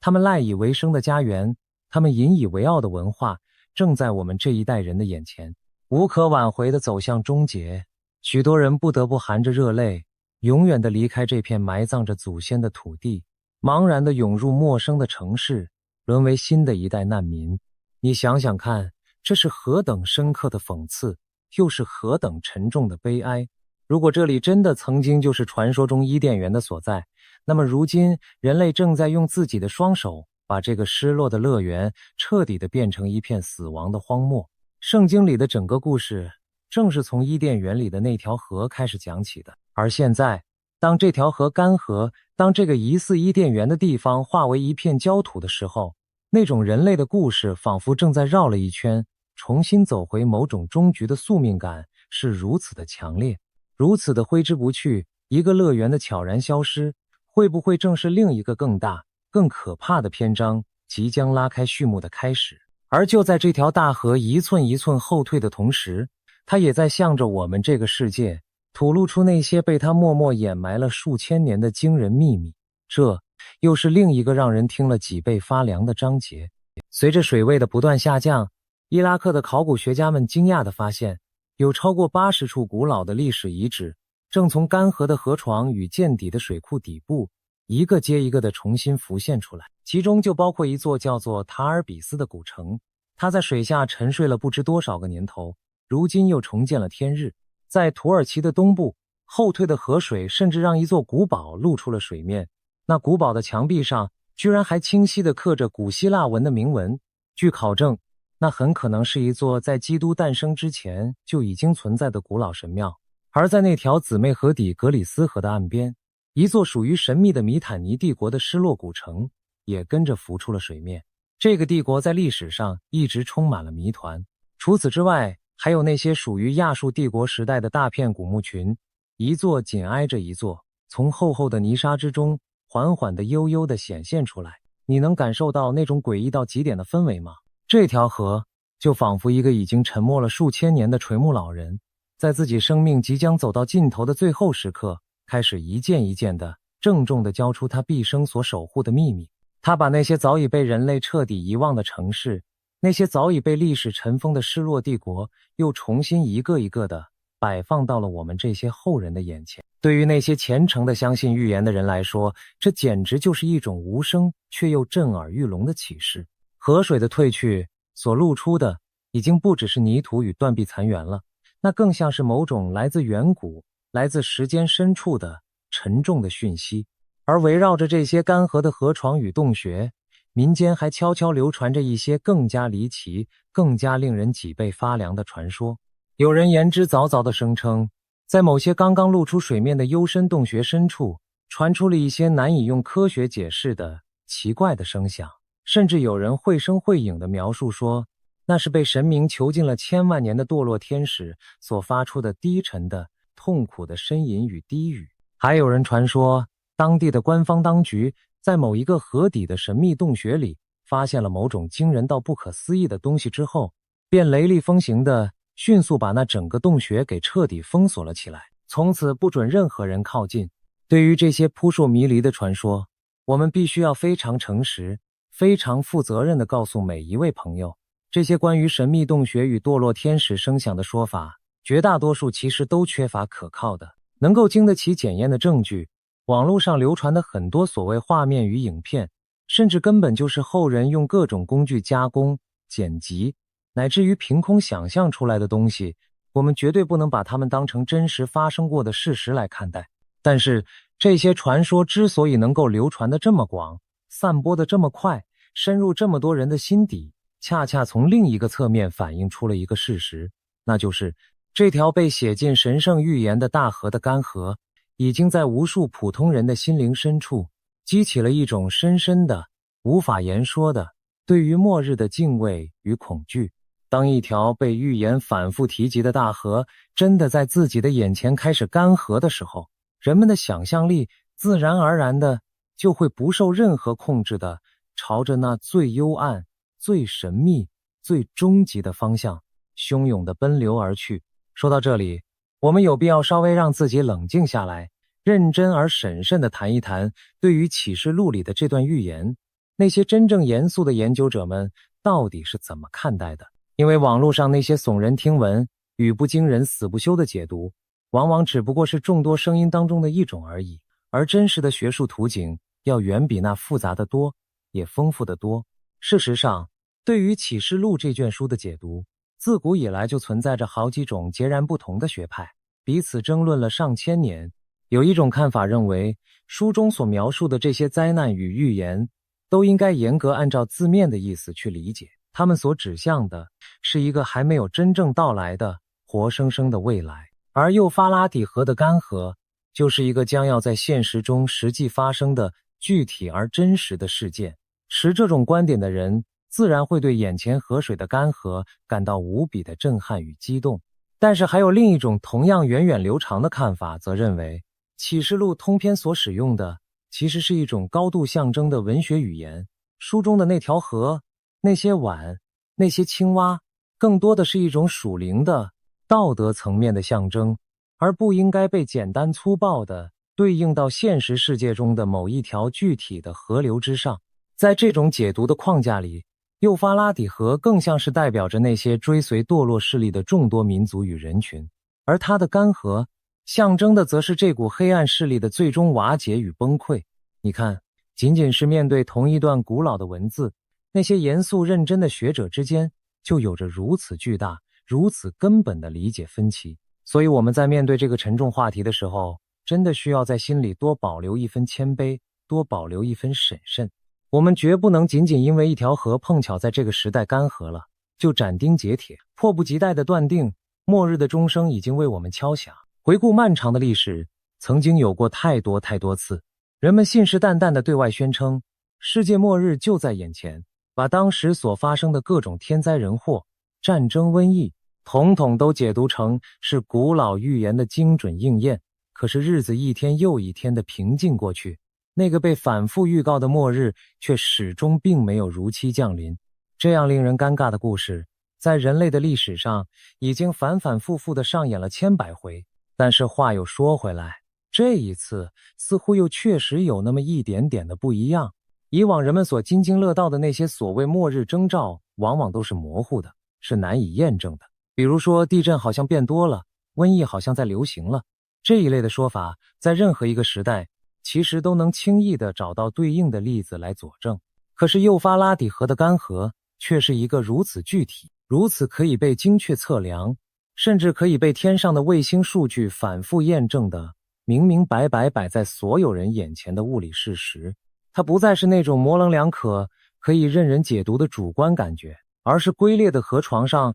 那一道道实实在在的深深的裂痕，是水位计上那一天天无情下降的冰冷的读数。正是这种前所未有的可以被现代科学反复验证的具体性与真实性，让这一次关于古老预言的讨论显得格外的凝重，也格外的让人无法轻易的一笑置之。好了，铺陈了这么多，我们也该稍稍静下心来，好好的冷静的想一想，眼前的这一切到底意味着什么。站在一个绝对冷静、绝对理性的角度，我们完全有理由可以说，这所有的一切不过就是一连串令人惊叹的巧合罢了。一条大河的干涸本来就完全可以用上游疯狂筑坝、全球气候变迁、人类过度抽取地下水这些再现代、再常见不过的问题来合理的解释。而那段写于将近2000年前的古老预言，本来就是用充满了高度象征的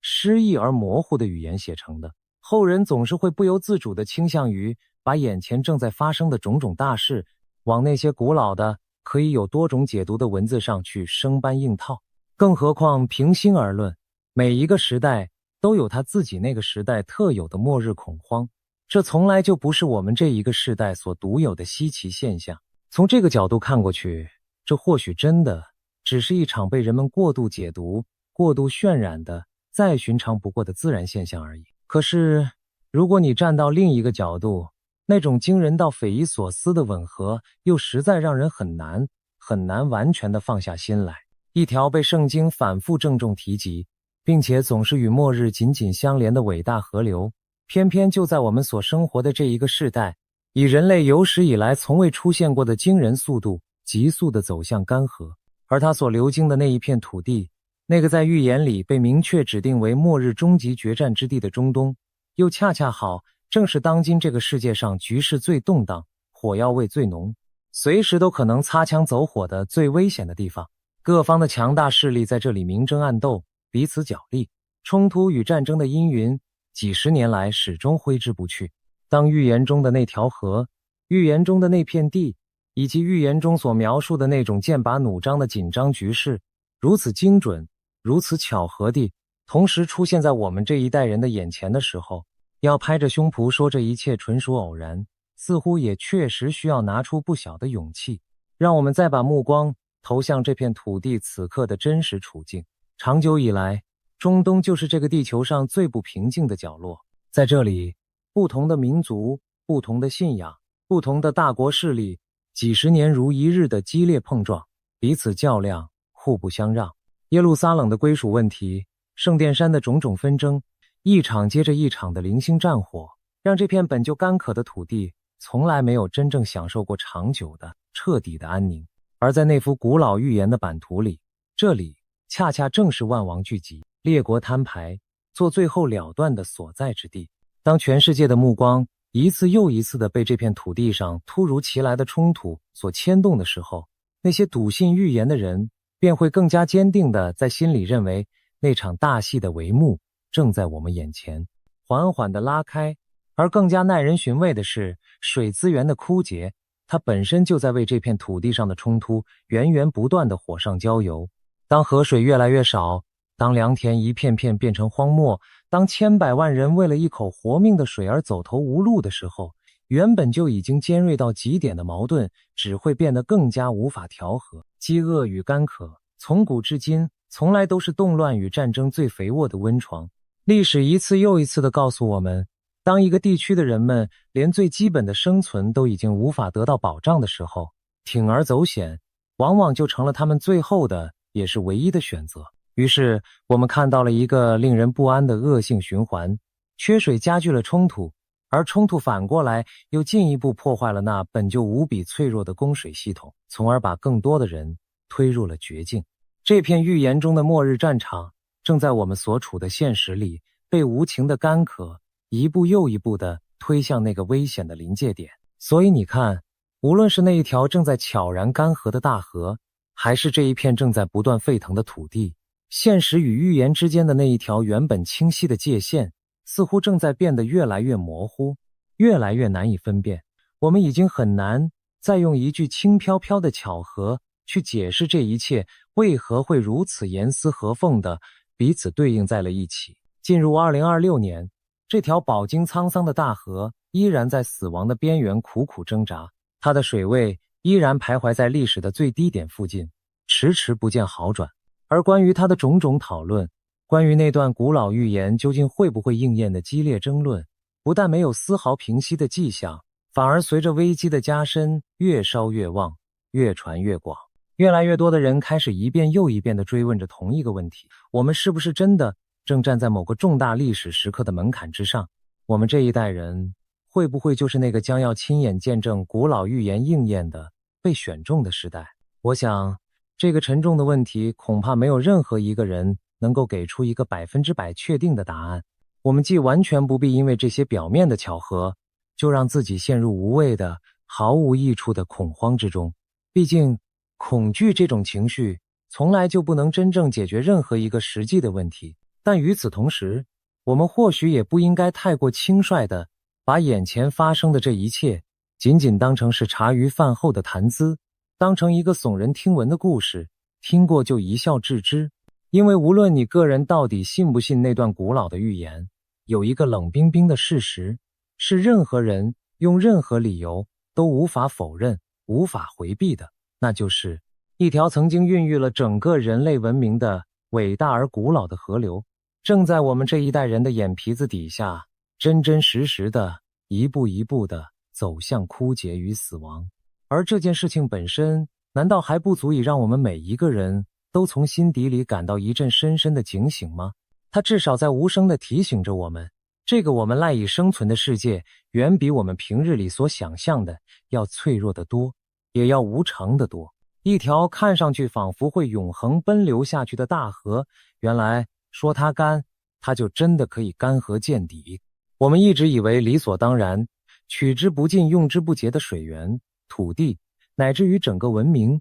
其实都只是大自然慷慨借给我们的，都需要我们用敬畏的心去好好的珍惜，去用心地守护。一旦我们失去了这份敬畏，贪婪的索取，无度的挥霍，那么大自然的反噬也许就会以一种我们意想不到的方式悄然降临。所以朋友们，回到我们最初的那个问题，幼发拉底河的干涸，这究竟是末日预言一字不差的郑重应验，还是人类自身的贪婪与短视所一手酿成的一场巨大的生态悲剧？又或者这两者本来就根本是同一件事情的一体两面？当人类的贪婪恰好走到了与那段古老预言完美重合的那一个命运的交叉点上的时候，那会是纯粹的巧合，还是某种我们至今尚未参透的冥冥之中的必然？这条河还会继续干涸下去，而那一场关于末日的漫长倒数计时，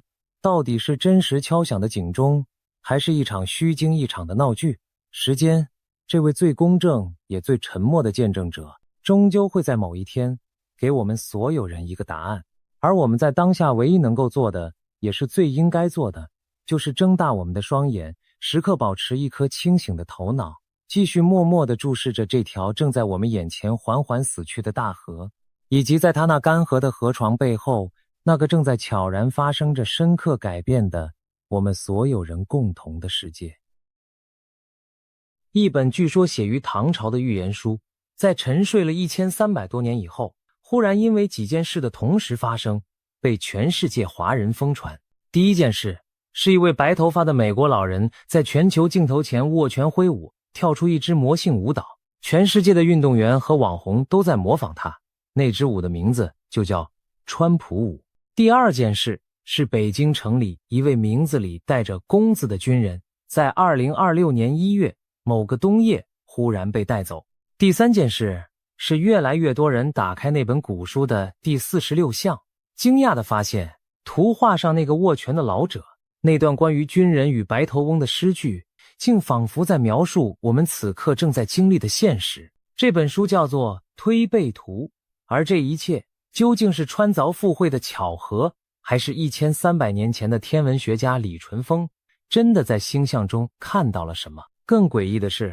当我们把这本东方预言书与西方最神秘的预言经典，也就是圣经中的启示录放在一起对照时，某些惊人的结构性吻合开始浮现。东方说拨尽风云始见天，西方说旧天旧地都要过去，新天新地将要来临。东方画了一个握拳的白头老者站在竹丛前，西方描述了一位骑白马的审判者手持利剑从天而降。这些预言真的在指向同一件事吗？今天我们不站任何立场，只用最完整的资料带你把这整件事从头到尾看一遍。准备好了吗？我们出发。先说这本书的来历。推背图相传是唐朝贞观年间，也就是大约公元632年前后，由太宗皇帝李世民命令2位当世最顶级的术数大师所作。这2位大师，一位是太史令李淳风，一位是相士袁天罡。所谓太史令，放在今天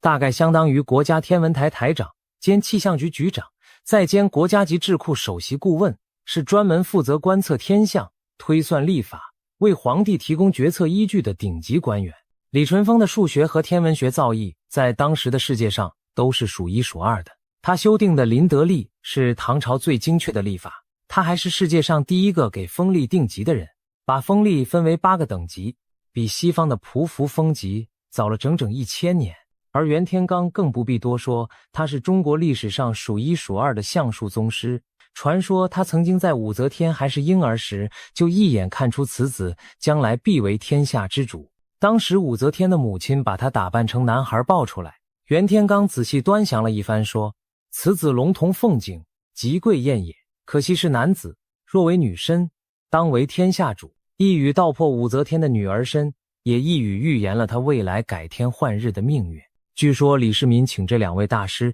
推算大唐国运，李淳风一推就停不下来，从唐朝一路推到了1000年之后，越推越兴奋，连袁天罡都看不下去了。最后是袁天罡从背后推了他一把，说天机不可再泄，到此为止吧。于是这本书就叫做《推背图》，取的正是推背这个动作。全书共60项，每一项都有一幅图，一段4句谶语和一段4句宋词。从第1项唐朝开国讲起，历经安史之乱、5代十国、宋元明清、太平天国、中华民国，一路推演到历史的尽头。而最令人惊叹的是，前面30多项中对应已经发生的历史事件，准确度高的让历朝历代的统治者都害怕到要销毁它。宋太祖赵匡胤拿到这本书以后吓了一跳，因为当中有好几项似乎暗示宋朝的命运走向。他立刻下令将书中各项的顺序打乱重排，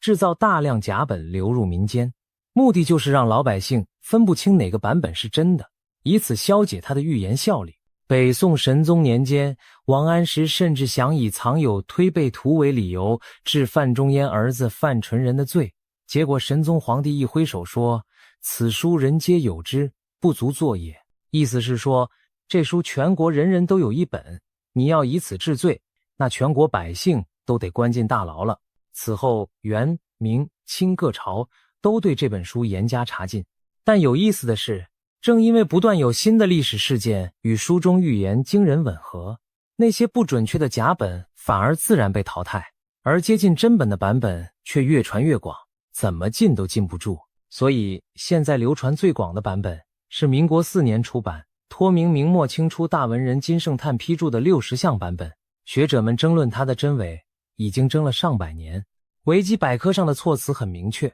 说大多数学者认为这本书在流传过程中屡经修改，将已知的历史改成图谶加以比附，并非原书具有预言能力。但也有一个不争的事实是，不管这本书被篡改了多少次，它确实在某些项上对历史事件的描述精准的令人发毛，而且至今仍在不断应验新的事件。好了，背景交代完毕，现在我们把书翻到最关键的那一页，第46项。不过在翻到第46项之前，我们有必要先看看前面几项的战绩，这样你才能理解为什么这本书让那么多人深信不疑。就拿大家最熟悉的几个例子来说，第34项被认为预言了太平天国运动。图上画的是一个人站在圆形的光环中，谶语里有头有发，衣怕白。太平时王杀王，太平天国的士兵蓄发不剃头，与清朝的留头不留发截然相反，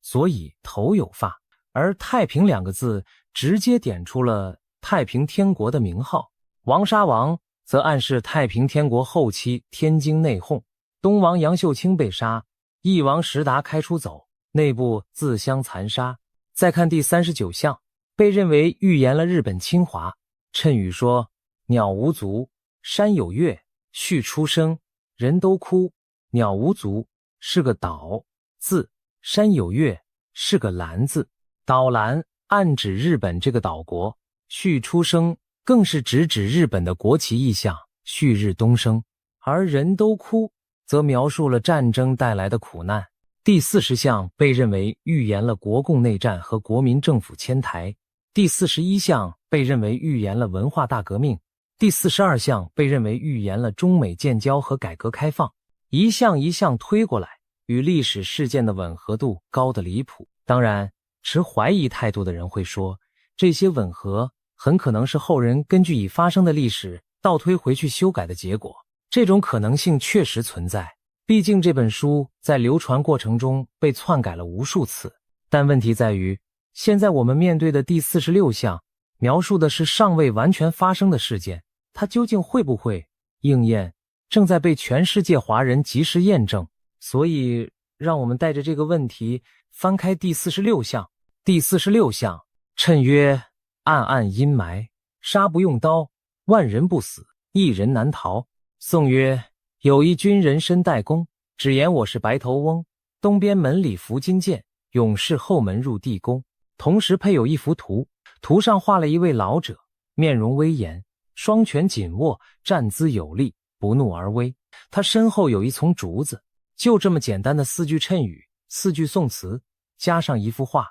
却在过去几年里被无数人反复解读，引发了至少5种截然不同的解释。而每一种解释都跟我们正在经历的现实世界产生了惊人的对应。我们一个一个来看。第一种解读，也是流传最早最广的一种，白头翁就是指习近平。怎么推的呢？先看有一军人身带弓，这句把一人弓3个字合在一起就是夷。夷字在古汉语中有平的意思，比如化险为夷，夷为平地，所以这位名字中应该有一个平字。再看只言我是白头翁，翁字拆开，上面是弓，下面是羽。如果把白放在羽的上面，看清楚了吗？这就是正体字习的结构，白字头上加一个羽字，不就是习吗？所以白头翁翻译过来就是习弓。上下2句合在一起，名字里有平又有习的，这位先生会是谁呢？再看那幅图，老者背后的竹子，在网上流传最广的解读中，竹谐音竹，竹在身后就是背后诛之，这是大凶之兆，暗示此人将被身边亲近的人从背后下手。暗暗阴霾，杀不用刀，描述的是一个空气污染严重、社会氛围极度压抑的时代，统治者的杀伐手段不是明刀明枪，而是更隐蔽的方式。你想想看，言论管控、社会信用体系、健康码追踪、政治清洗，哪一样用到了刀？但哪一样不比刀更可怕？万人不死，一人难逃，则暗示这场变局不会造成大规模平民伤亡，老百姓会安然无恙。但那一个位于权力金字塔最顶端的人却无处可逃，命运已经写好，就等着兑现。据说此人对这段预言深信不疑，有可靠消息源说他真的相信预言，非常怕死。预言里有拿着弓箭射的意象，他认为弓箭对应的是火箭，所以他把火箭军的高层全部撤换了，该抓的抓，该查的查，这是火箭军大清洗的主要原因之一。这种解读逻辑自洽，对仗工整，确实令人印象深刻。但故事远没有结束。第二种解读在2024年底到2025年初爆红。那一年，78岁的川普在选战造势集会上，随着经典歌曲 YMCA 的旋律，跳出了那支后来席卷全球的川普舞。川普舞的动作是什么？左右摇动臀部，同时在腰间交替轻柔地挥动拳头，有时候还会加上一个高尔夫挥杆的动作。这支舞极其魔性，看过一次就忘不掉。自从2024年川普胜选以后，这支舞从政治圈蔓延到了体育圈。NFL 的橄榄球员在达阵后跳川普舞， UFC 的格斗冠军在获胜后当着川普的面跳川普舞，美国足球国脚在进球后跳川普舞，甚至阿根廷总统米莱也在海湖庄园跳起了川普舞。 YMCA 这首歌因为川普舞的带动，47年来第一次重新登上 Billboard 排行榜。就在这支舞病毒式传播的同时，有人把推背图第46项的图翻了出来。那个图上的老者双拳紧握，姿态威严，身体微微侧向一边，而川普跳舞时的经典定格画面也是双拳紧握，身体微侧，神态张扬自信。有人把2张图放在一起做了一个对比图，左边是1300年前的水墨画，右边是2024年的新闻照片，两个人的手臂角度、握拳姿态、身体倾斜方向几乎一模一样。这张对比图在网上疯传，很多人看完之后头皮发麻，惊呼李淳风画的这个人莫不就是川普在跳 YMCA？ 你可能会说，这也太牵强了吧，人握拳的姿势本来就那几种，随便哪个老人握拳都长这样。这话没错，但问题在于推背图历来的60幅画里面，构图是非常讲究的，每一个元素都有特定的象征含义。前面几十项的验证已经证明，图中人物的姿态、服饰、周边环境物件，往往精确对应了真实历史人物或事件的特征。第46项的图里面只画了3样东西，一个握拳老者，一丛竹子。空旷背景为什么是握拳，而不是拱手作揖？为什么是站立，而不是端坐龙椅？为什么身后是竹子而不是松柏？如果我们接受推背图的前几十项确实精准对应了历史的前提，那这幅图的每一个细节都值得深思。而且有一点特别有意思，川普跳舞的时候，他最标志性的动作不只是握拳，而是握拳之后左右交替挥动。2024年10月开始，他还在舞蹈中加入了高尔夫挥杆的动作。如果你仔细看第46项的图，那个老者的双拳位置一高一低，确实有点像是正在做某种交替挥动的动作。当然，这也可能是过度解读。一幅静态的水墨画本来就无法表现动态动作，但人类的大脑就是这样，一旦建立了某种联想框架，就会不由自主地在细节中寻找印证。如果白头翁指的不是习近平，而是川普，那整段宋词就有了完全不同的意思。有一军人申代公，川普出身纽约军事学院，从小接受军事化教育，一生以军人般的强硬姿态处理国际事务。他3次参选总统，以让美国再次伟大为口号，执政理念是以实力求和平，而一人代公合成的一字，在古代正是外邦人、外族人的意思。放眼当今世界，谁是来自外邦、年近80旬、白发苍苍，对东方最大国构成最强外部压力的人物？只言我是白头翁，川普的头发是标志性的白金色，这毫无争议。但更精妙的解读在于，美国的国鸟是白头海雕，英文叫 Bald Eagle。白头海雕白色的头部是它最醒目的特征。美国国徽上的图案就是一只展翅的白头海雕，左爪抓着橄榄枝象征和平，右爪抓着箭矢象征武力。白头翁会不会根本不是指某一个人，而是指一个以白头鹰为国家象征、历史超过200年的古老大国？200多年制度不变的国家确实称得上一个翁字。而川普最常挂在嘴边的话是什么？我代表美国，美国优先，让美国再次伟大。这不正是只言我是白头翁的白话翻译吗？他口口声声只说一件事，我就是白头翁，我就是代表美国。接下来，东边门里伏金剑，东边相对于中国大陆的东边，不正是台湾吗？台湾拥有全球最顶尖的半导体技术，台积电掌控着全世界最先进的晶片制造能力。在当今的地缘政治格局中，晶片就是黄金，就是利剑，就是悬在所有大国头上的一把金剑。谁控制了台湾的晶片产能，谁就掌握了未来科技的命脉。而台湾在近几年不断强化与美国的军事经济合作，积极配合美国的技术封锁政策。伏金剑，一把埋伏在东边门户里的利剑，这个意象简直精准的令人后背发凉。勇士后门入地宫，后门指的是什么？有人解读为俄罗斯。俄罗斯在地理位置上正好位于中国的北方，也就是后门。川普从上任以来一直致力于拉拢普京，试图结束俄乌战争，争取让俄罗斯脱离与中国的紧密联盟。如果普京真的转向美国阵营，那就等于一位勇士从中国的后门打进了地宫，整个地缘格局将被彻底重塑。而杀不用刀在这个版本的解读中指的是什么？关税战、贸易战、金融制裁、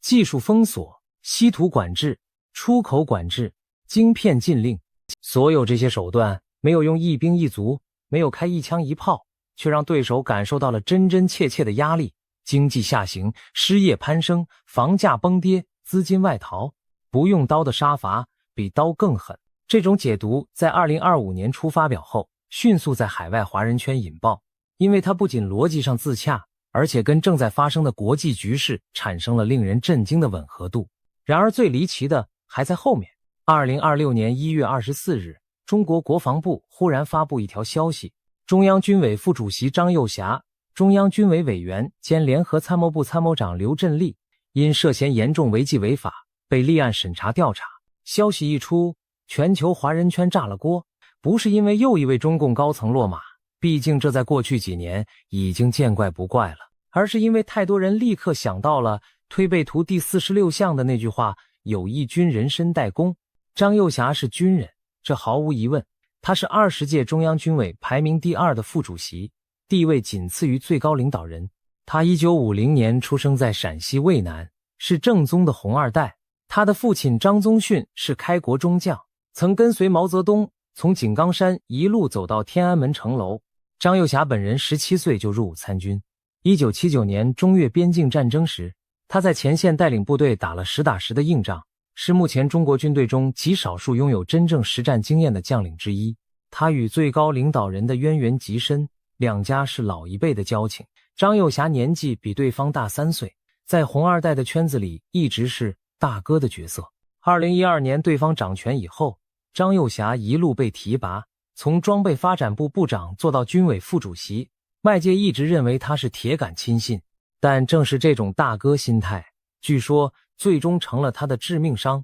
有分析人士透露，张幼霞在公开和私下场合始终没有把对方当作不可挑战的一尊来对待，有时还流露出不屑的态度。在一个定于一尊的权力体系中，这种态度本身就是原罪。更关键的是，他的姓氏张字的繁体写法里带着一个公，公长张，天下皆知，而有又谐音幼。那这句话拆开来读，有义军人身代公，岂不就是在暗示幼侠张3个字？在中国政治圈里有一个广为流传的说法，说最高领导人对这段预言深信不疑。正是因为有义军人身代公这句谶语，他才对所有名字里带公字的军方高层格外警惕。这也解释了为什么火箭军被大规模清洗，因为有人把弓箭引申为火箭，认为预言中要射杀他的武器就是导弹。据说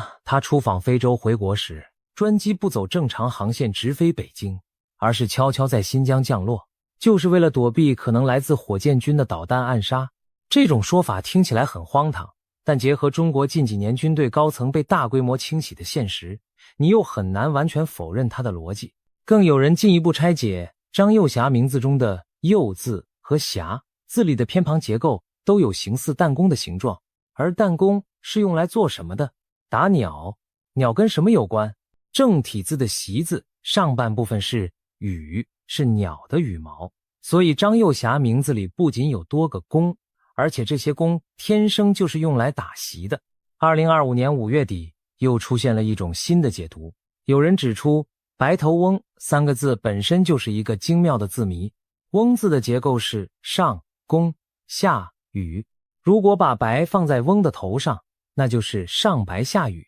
而正体字的习是上羽下白，白头翁把习字颠倒了过来，上下颠倒意味着什么？倒习。所以白头翁的真正含义不是指某个白头发的人，而是在预言一个动作，就是推翻姓习的人。从这个角度看，张幼霞就是命中注定的倒习之人，是那位权力者的天生克星。而他之所以被抓，恰恰是因为坐在龙椅上的人也看懂了这段预言，先下手为强。事情发展到这一步已经足够离奇了，但更让人头皮发麻的是张幼霞落马的过程本身。根据多方消息源拼凑出来的时间线，事情大概是这样的。2026年1月19日，张幼霞在前往中央党校参加一场学习会议的途中，被事先埋伏的安全人员拦截带走。随后他被关押在秘密地点，住所被搜查，儿子也被拘留。高级文职官员在24小时内就收到了通知，但军方高层直到1月24日消息向全世界公布前几个小时才得知此事。华尔街日报在1月25日报道说，张幼霞被控向美国泄露核武机密，同时还涉嫌收受巨额贿赂，以帮助李尚福晋升为国防部长。不过2月初，纽约时报跟进报道称，美国现任和前任官员都表示他们并不知情。张幼霞曾是美国情报人员，或向美方泄露过任何核武资讯。换句话说，泄密的指控很可能只是政治斗争的借口。更戏剧性的传闻还称， 1月18日晚上，张幼霞和刘振立曾试图在京西宾馆对最高领导人发动某种行动，但在行动开始前2小时被察觉，随即遭到反制。据说双方在京西宾馆发生了激烈枪战，最高领导人身边的警卫人员死了9人，张幼霞的人死了数十人。这个消息至今未获官方证实，真假难辨。但官方媒体随后的措辞确实意味深长。解放军报2026年1月25日的社论用了极其严厉的措辞，指张幼霞严重践踏破坏军委主席负责制，严重助长影响党对军队绝对领导，危害党的执政根基的政治和腐败问题。请注意，这个定性比之前对另一位落马的军委副主席何卫东的批判还要严厉得多。他几乎等于在说，张幼霞挑战了最高权威本身。在中共的政治语言体系中，践踏军委主席负责制基本上就是犯上作乱的代名词。随后几天，解放军报又连发3篇评论员文章，痛斥张幼霞和刘振立，用词一篇比一篇狠，说他们终将被永远钉在历史的耻辱柱上，不知敬畏，以身试法。第3篇更是直接点出了军事维度的含义，说要全面加强练兵备战，随时准备打仗，随时能打胜仗。外界解读认为，这暗示张幼霞被拿下的原因之一，可能与他反对武力统一台湾的立场有关。到这里，我们来理清一下整个时间线。2022年10月，中共20届中央军委组成，共有7名成员。到2026年1月底，国防部长李尚福落马，政治工作部主任苗华落马，副主席何卫东落马。现在张幼霞和刘振立也被查，7个人里面倒了5个。整个军委只剩下最高领导人本人和另一位副主席张生民，而张生民的姓氏里同样带着一个公字。于是网上又开始疯传，推背图里那个身带公的军人，也许不是指某一个具体的人，而是指一整批名字里带公的军人。甚至有人半开玩笑地说，现任国务院总理李强的强字里面也有一个公。不知道他是否也在那份看不见的名单上。但不管怎么解读，有一个核心问题始终悬而未决，那就是第46项到底是在预言一场宫廷政变的成功，还是政变的失败。如果按照张幼霞是勇士的解读，勇士后门入地宫就是预言他成功推翻了暴政，但现实是张幼霞被抓了，这是否意味着预言落空了？不一定，因为有人提出了第3种可能性，也许张幼霞只是这场大戏中的其中一个角色，他的落马不是故事的结局，而恰恰是故事进入高潮的转折点。他的被捕触发了军队内部更深层的裂痕。真正的勇士也许是一个我们目前还无法预见的人物。有一军人身带弓，描述的是引发连锁反应的那个人，而勇士后门入地宫的最终实现可能还需要时间。用通俗的话说，张幼霞的落马不是结局，而是起点。就像多米诺骨牌倒下的第一块，后面还有一长串骨牌在等着。台湾国防安全研究院的分析师直言，不论军变传闻的真伪如何，张幼霞的落马都让中共军队的指挥体系出现了前所未有的空洞。各大战区的司令政委大量悬缺，陆海空军和火箭军的人事断层严重。而旅澳法学家袁宏斌更预测，2026年最高领导人将陷入全面的政治危机，军队的危机只是整个政治危机的冰山一角。好了，现在我们要进入今天这期内容最烧脑的部分，我们要把这本东方预言书和西方最古老的末日经典放在一起比较。启示录是圣经新约的最后一卷，也叫约翰启示录或若望默示录。据信由使徒约翰在流放拔摩岛期间所写，时间大约在公元96年左右，也就是罗马皇帝图密善统治末期。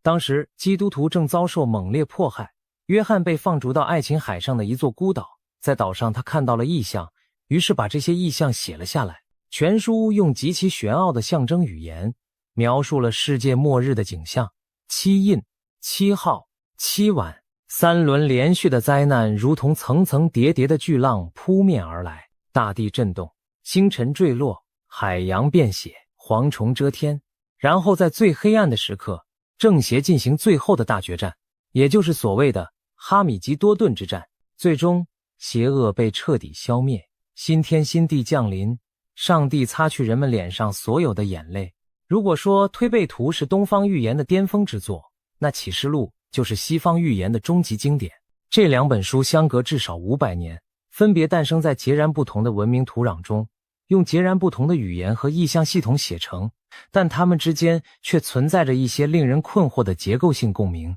先看暗暗阴霾，推背图第46象，开头就是一片遮天蔽日的阴霾，而启示录第9章描述第5位天使吹号以后，有烟从无底坑中升起，好像大火炉的烟，日头和天空都因着烟昏暗了。东方说阴霾遮天，西方说烟雾蔽日，意象不同，但描述的视觉效果惊人的相似。再看杀不用刀，启示录中描述末日灾难的形式，包括瘟疫、饥荒、地震、冰雹，以及从天降下的火与硫磺，还有用来审判世人的各种超自然力量。这些毁灭手段没有一样是传统的刀剑，而在推背图的语境中，杀不用刀同样暗示着一种超越传统战争的权力更迭方式，两者都在描述一种不见血的毁灭。最关键的对照是叙事结构，推背图第46象是整部书中最黑暗的象之一，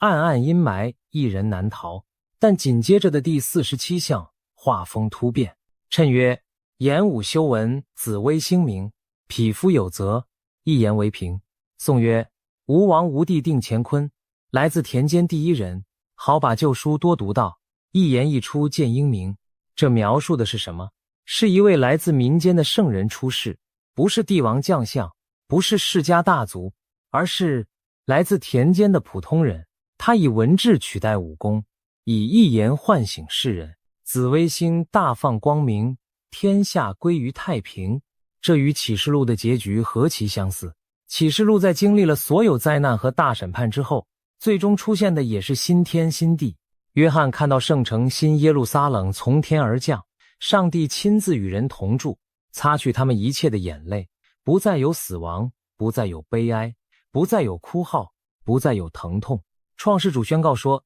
看哪，我将一切都更新了。东方的推背图和西方的启示录走的是同一条叙事弧线，先有极度的黑暗和苦难，然后有惊天动地的正邪对决，最后光明降临，世界被更新。第46象是风暴的最高峰，第47象是黎明的第一缕光，而整部推背图的最后一象第60象更直接描绘了大同世界的终极愿景。金圣叹批注说：此乃大同之象，人生奇迹，隐何实得，当不知若何愉快也。这种先有大劫后有大治的叙事结构，不仅出现在推背图和启示录中，更是东西方无数预言的共同母题。为什么会这样？我们稍后再做深入分析。先让我们把其他相关的预言证据也摆上桌面。中国明朝的刘伯温在旧节碑文中说：若得过了大劫年，才算世间不老仙。这篇碑文据说曾准确预言了2003年的非典疫情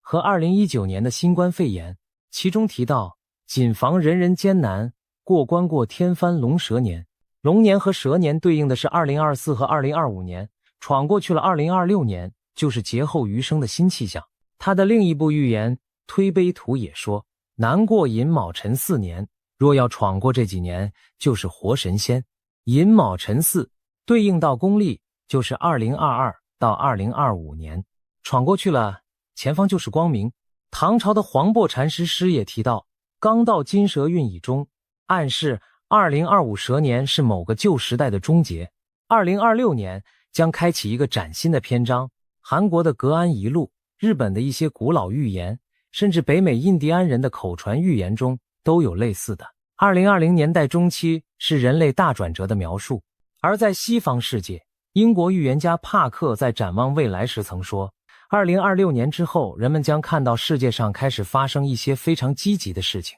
但在这之前还得走一条崎岖的路。美国的预言家比格斯则以准确预言川普遇刺而闻名。他说，我们正处在一个预言的时代即将结束的节点，真相即将大白天下。法国16世纪的诺查丹马斯在他的百诗集中也有多首被认为与2020年代的全球动荡有关的4行诗，虽然他的预言一向以模糊著称，几乎任何事件都能对号入座，但有趣的是，多位研究者在独立解读中都把2025到2027年定义为一个关键转折期。甚至在中国民间还有一个极其神秘的预言传统，叫做赊刀人。赊刀人是行走江湖的预言家，他们卖刀不要现金，只赊账，留下一句预言，说等到这句话应验了才来收钱。历史上赊刀人的预言往往相当准确。2024年秋天，赊刀人竟然在辽宁和河北同时出现了。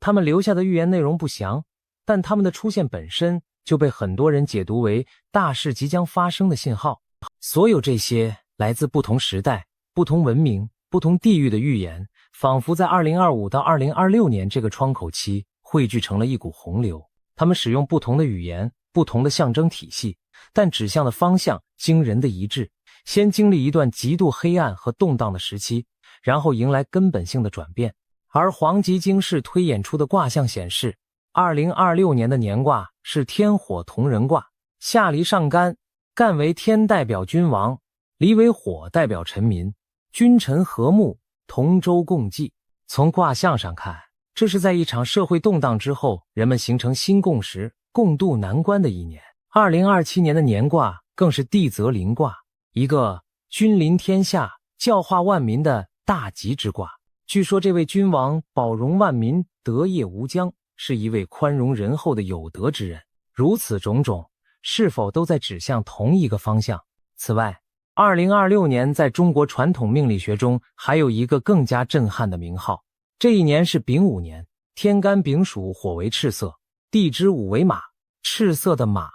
而下一年2027年是丁未年，天干丁属，火为红色，地支未为羊，红色的羊，赤马红羊。这4个字在中国谶纬学中有一个专门的术语，叫做赤马红羊节。据说每60年出现一次，历史上几乎每一次赤马红羊年前后都伴随着动乱、战争或政权更迭。1966年丙午赤马年，中国爆发文化大革命。再往前60年，1906年前后，清朝摇摇欲坠，各地革命党风起云涌，辛亥革命的前奏已经奏响。再往前60年，1846年前后，鸦片战争刚结束不久，太平天国起义正在酝酿。每一个赤马红羊年都是天翻地覆的大变局。而2026年的赤马年刚刚开始，张幼霞就落马了。整个中共军委七去其五，军队指挥链出现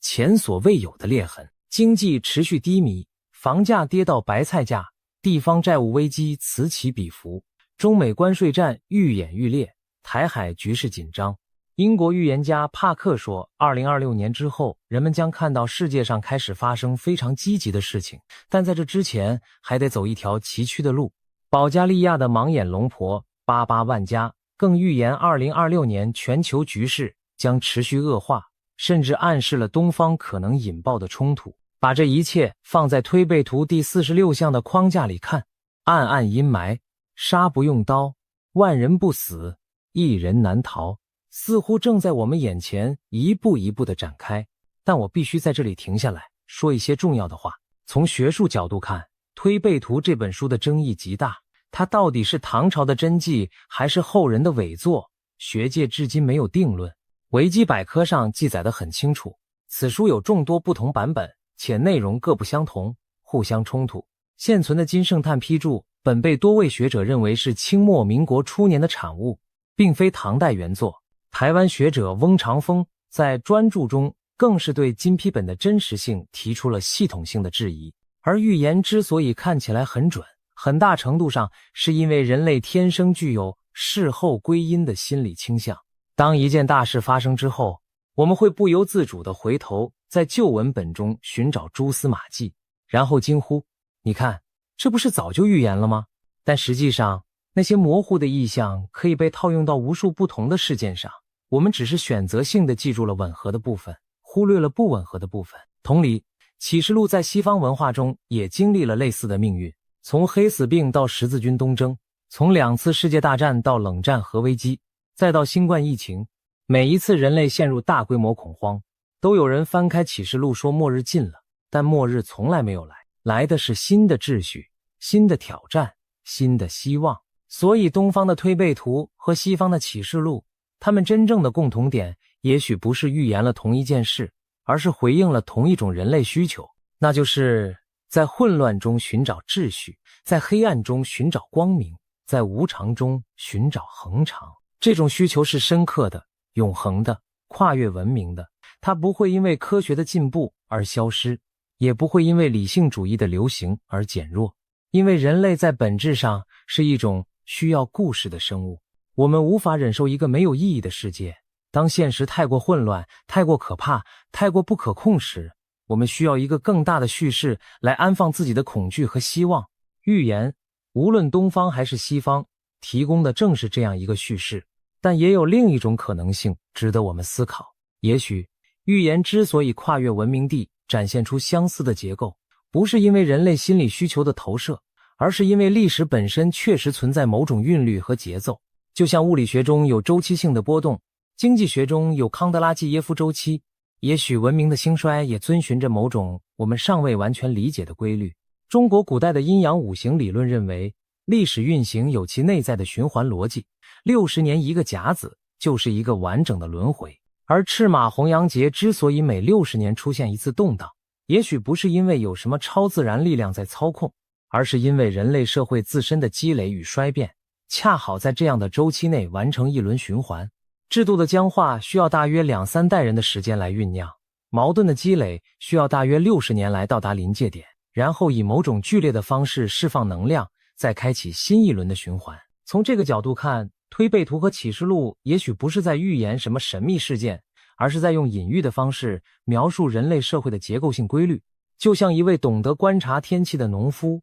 不需要气象卫星也能预测明天是否下雨。李淳风也许不需要什么超自然能力，他只需要深刻理解人性和历史的周期性，就能对未来做出超越时代的判断。当然，这种理性化的解释也有它的局限，它无法解释那些过于具体的巧合，比如字谜暗示、图画吻合、人名对应，这些细节层面的精准度超出了单纯的周期性规律所能解释的范围，所以最终信者恒信，疑者恒疑。这也许就是预言的魅力所在，它永远处在确定与不确定的边界上，让你无法完全相信，也无法完全否定。最后，让我们回到最初的那个问题：1300年前，如果李淳风真的存在，真的写了这本书，他看到了什么？也许他什么都没看到，也许他只是一个绝顶聪明的唐朝官员，写了一些模糊到可以被任何时代套用的预言性文字，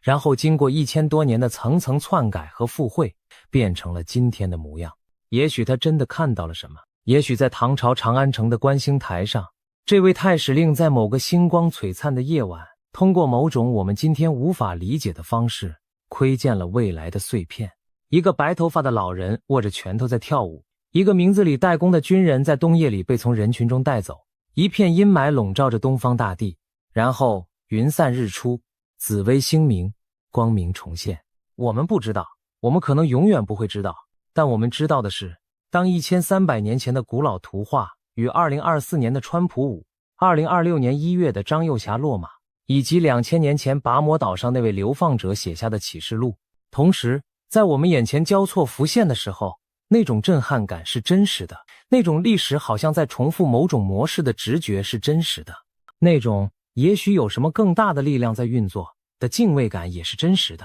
而这也许就是预言存在的真正意义，不是告诉你明天会发生什么，而是提醒你，在宇宙的尺度上，你此刻经历的一切也许都有比表面更深的含义。至于2026年的赤马红羊节究竟会走向何方，推背图的第47象会不会在我们有生之年应验，那位来自田间第一人的紫薇圣人是否真的存在，东方与西方的预言最终会不会在某个我们看不到的节点上汇合，这些问题的答案只有时间知道。但有一句话，我觉得可以作为今天这期节目的结语，它来自推背图第47象宋词的最后一句：好把旧书多读到，一言一出见英明，多读书辨是非，明善恶等黎明。这大概是1300年前的预言家能给我们最好的建议了。不管预言是真是假，不管风暴何时结束，把自己准备好，永远是最重要的事。